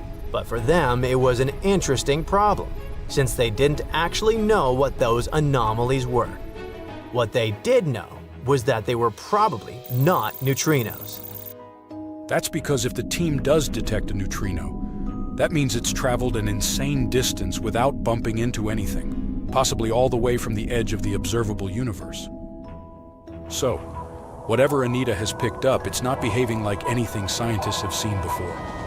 It might mean there's some totally new type of particle out there, or maybe something else is going on that we just don't understand yet. They publish the findings in physical review letters, but the mystery remains unsolved. No one really knows what's going on under that Antarctic ice, just that something out there isn't playing by the rules. Now, if scientists actually manage to detect and trace where those crazy fast particles come from, they can learn tons of stuff about the universe. Way more than even the biggest, most expensive telescopes allow us to see. You see, neutrinos basically zip through space almost at the speed of light, barely bumping into anything. It means they can carry untouched data about events that happened millions or even billions of light years away. That's why Wiesel and a bunch of other researchers around the world have been building these insanely sensitive detectors to catch neutrino signals. Even the tiniest ones are super important, because in this field, one tiny blip of data can hold a treasure chest of information. So, researchers have been designing setups in both Antarctica and South America to catch these rare particles. Anita is one of those detectors, and Antarctica's the perfect spot for it. There's hardly any radio noise, there are no cities, no traffic, and no random interference. The setup is actually pretty cool. They attach a cluster of radio antennas to a giant balloon, send it a few dozen miles up into the sky, and make it float over the endless stretches of white ice. From up there, it points downward, listening for faint radio signals coming from deep inside the ice. When one of those super rare neutrinos, specifically a tau neutrino, hits the ice, it creates another particle called a tau lepton.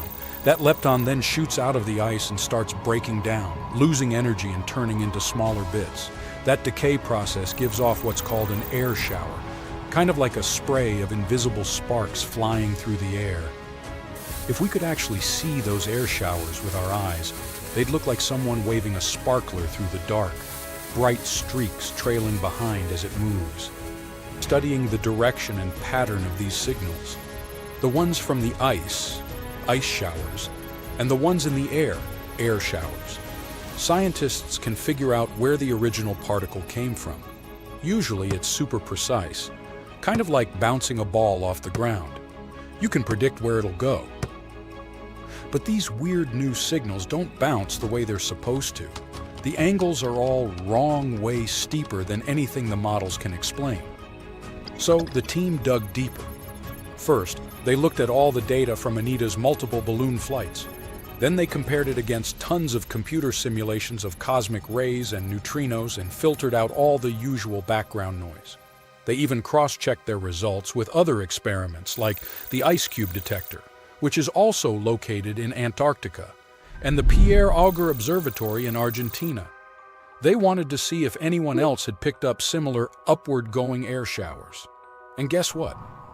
Things got even weirder. They found nothing. No other detectors had picked up anything that could explain what Anita had seen. That's why the researchers ended up calling the whole situation anomalous. It basically means, yeah, we have no idea what this is, but it sure isn't behaving like a neutrino. Whistle explained that the signals just didn't fit into the usual picture of how particles were supposed to act. Some people have floated ideas, like maybe it's some new kind of physics, or a hint of dark matter. Dark matter is basically that invisible stuff that keeps the universe from falling apart. It's everywhere. We just can't see it. Scientists have been trying to figure out what it actually is for almost a century, and it's still one of the biggest mysteries out there. Everything we can see, like stars, planets, people, dogs, makes up only about 5% of the universe, and dark matter makes up around 27%. The rest is something even stranger called dark energy. Scientists think dark matter is what gives galaxies their shape and holds everything together like cosmic glue. Without it, the universe would look totally different. It would be totally amazing to find out that this theory is true. But since IceCube and Auger haven't caught the same thing, that really limits the possibilities. Penn State has been in the neutrino detecting game for almost a decade now, building detectors and analyzing all kinds of cosmic signals. And the team is already working on their next big project, a brand new detector called Puel. It's going to be bigger, more sensitive, and way better at spotting those elusive neutrino signals. For now, this remains just one of those long-running cosmic mysteries that keep scientists awake at night. But the team is optimistic. When Pueo goes up, it'll have better sensors, which means if there really are more of these anomalies out there, this time they'll catch them. And maybe then we'll finally figure out what's behind them. Scientists just uncovered what's basically Earth's own version of a dinosaur fossil hidden deep under the ocean near Easter Island. It's like finding a time capsule from 200 million years ago, revealing secrets of our planet's very ancient history.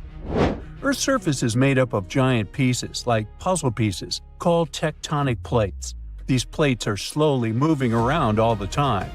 Under these plates, there is a super hot layer called the mantle, and this layer is what helps the plates move. In September 2024, a team of geologists finally published the groundbreaking discovery that mentioned this ancient megastructure. This old piece of ocean floor might be connected to why the ocean floor is spreading apart faster in some places than in others.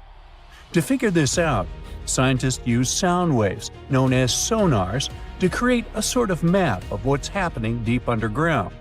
What they found was weird. There's a blob of stuff under the Nazca Plate, a plate near South America, that's moving much slower than it should be. Now, normally, when plates move, some of the material sinks into the Earth like a conveyor belt. But in this case, it's going slower than expected, like it's getting stuck on something. That something could be an ancient part of the ocean floor that got pushed down into the Earth about 250 million years ago. This discovery is like finding a fossil deep inside the Earth that shows us what things were like a really long time ago. When the ocean floor spreads apart, it's because two tectonic plates are moving away from each other. In the middle of the ocean, there's a long crack or ridge when this happens, kind of like a seam in the Earth. As the plates pull apart, hot melted rock called magma from deep inside the Earth bubbles up through this crack. When the magma hits the cold ocean water, it cools down and hardens, creating a new crust. This process keeps pushing the plates further apart. This process is also known as the Earth's mantle's recycling system. It's like the Earth keeps generating its own mantle constantly. On the surface, this process can cause earthquakes, underwater volcanic eruptions, and the formation of new land, sometimes even creating volcanic islands over millions of years. The cracks where this spreading happens are called ocean ridges. And one of the most famous ridges is the one we're talking about now, the East Pacific Rise. It's famous because it's spreading faster than most ones. This new discovery helps to explain why this may be so. You see, this huge megastructure sort of serves as a time capsule. Since the Earth's mantle is constantly changing and being created, finding a fossilized version of it is making scientists go bananas. It shows us what Earth looked like millions of years ago, back when the continents were in different places and our buddies dinosaurs roamed the planet. This ancient chunk of ocean floor also helps us understand how tectonic plates have moved through history. Although we usually hear and talk about Pangaea, the first supercontinent to exist on Earth was actually called Valbara. The shifting and moving of these tectonic plates are actually what gave rise to the continents we know and live in today. This huge fossil can also help to improve our knowledge of the so-called Earth's mantle's recycling system. By learning how this huge piece of crust got stuck and slowed down, scientists can better predict things like volcanic eruptions and earthquakes. Plus, it might even help us understand how other planets, like Mars or Venus, work beneath their surfaces. Well, I'd say science has a lot on its plate now. Pun intended. Other surreal stuff is constantly being found at the bottom of the oceans, seas, and lakes. Like this underwater Stonehenge. Scientists discovered a mysterious pile of cairns that stretched for miles under the shimmering waters of Lake Constance at the edge of Switzerland, Germany, and Austria. Archaeologists began to discover this back in 2015, and they haven't been able to understand what the site was actually used for. What they know until now is that there is a 12-mile line of 170 man-made stone cairns submerged under Lake Constance. Scientists say this was most likely the work of several villages, and that the cairn site was probably used for some collective purpose. The formations are huge, some of them are several dozen feet wide, and they can build up to 6 feet. The site probably dates back to 5,500 years ago. Now, it's no coincidence that scientists are calling this site the underwater Stonehenge, though. Both sites are believed to have been built around the same period of time. You see, Stonehenge dates back to around 3,100 BCE. And also, both sites carry the distinct characteristics of stone monuments built in a circular format. Let's say they're like cousins. Meanwhile, in 2007, Archaeologists found what looks like another mini version of Stonehenge underneath Lake Michigan. It's about 40 feet underwater, and this circle of stones is believed to have been created by indigenous people. They would have built it during the last ice age, when the lake wasn't even filled with water. The rocks are about 4 feet tall, and one of them might even have a carving of a mastodon, which was a huge elephant-like animal that lived more than 10,000 years ago before going extinct. If the carving is real, it could help scientists figure out just how old this site really is. What makes this even more mysterious is that nobody knows why the rocks were arranged in this way. But since a similar stone structure was found on Beaver Island nearby, experts think it's no accident. They were definitely placed there on purpose. The stones form 2 rings. The outer one is about 40 feet wide, and the inner one is about 20 feet wide. All the rocks are made from local granite, and they've been down there for around 9,000 years, which makes this one of the oldest structures in North America. To give you an idea of how ancient that is, these stones were set up long before the famous Stonehenge in England, which wouldn't be built for another 4,000 years.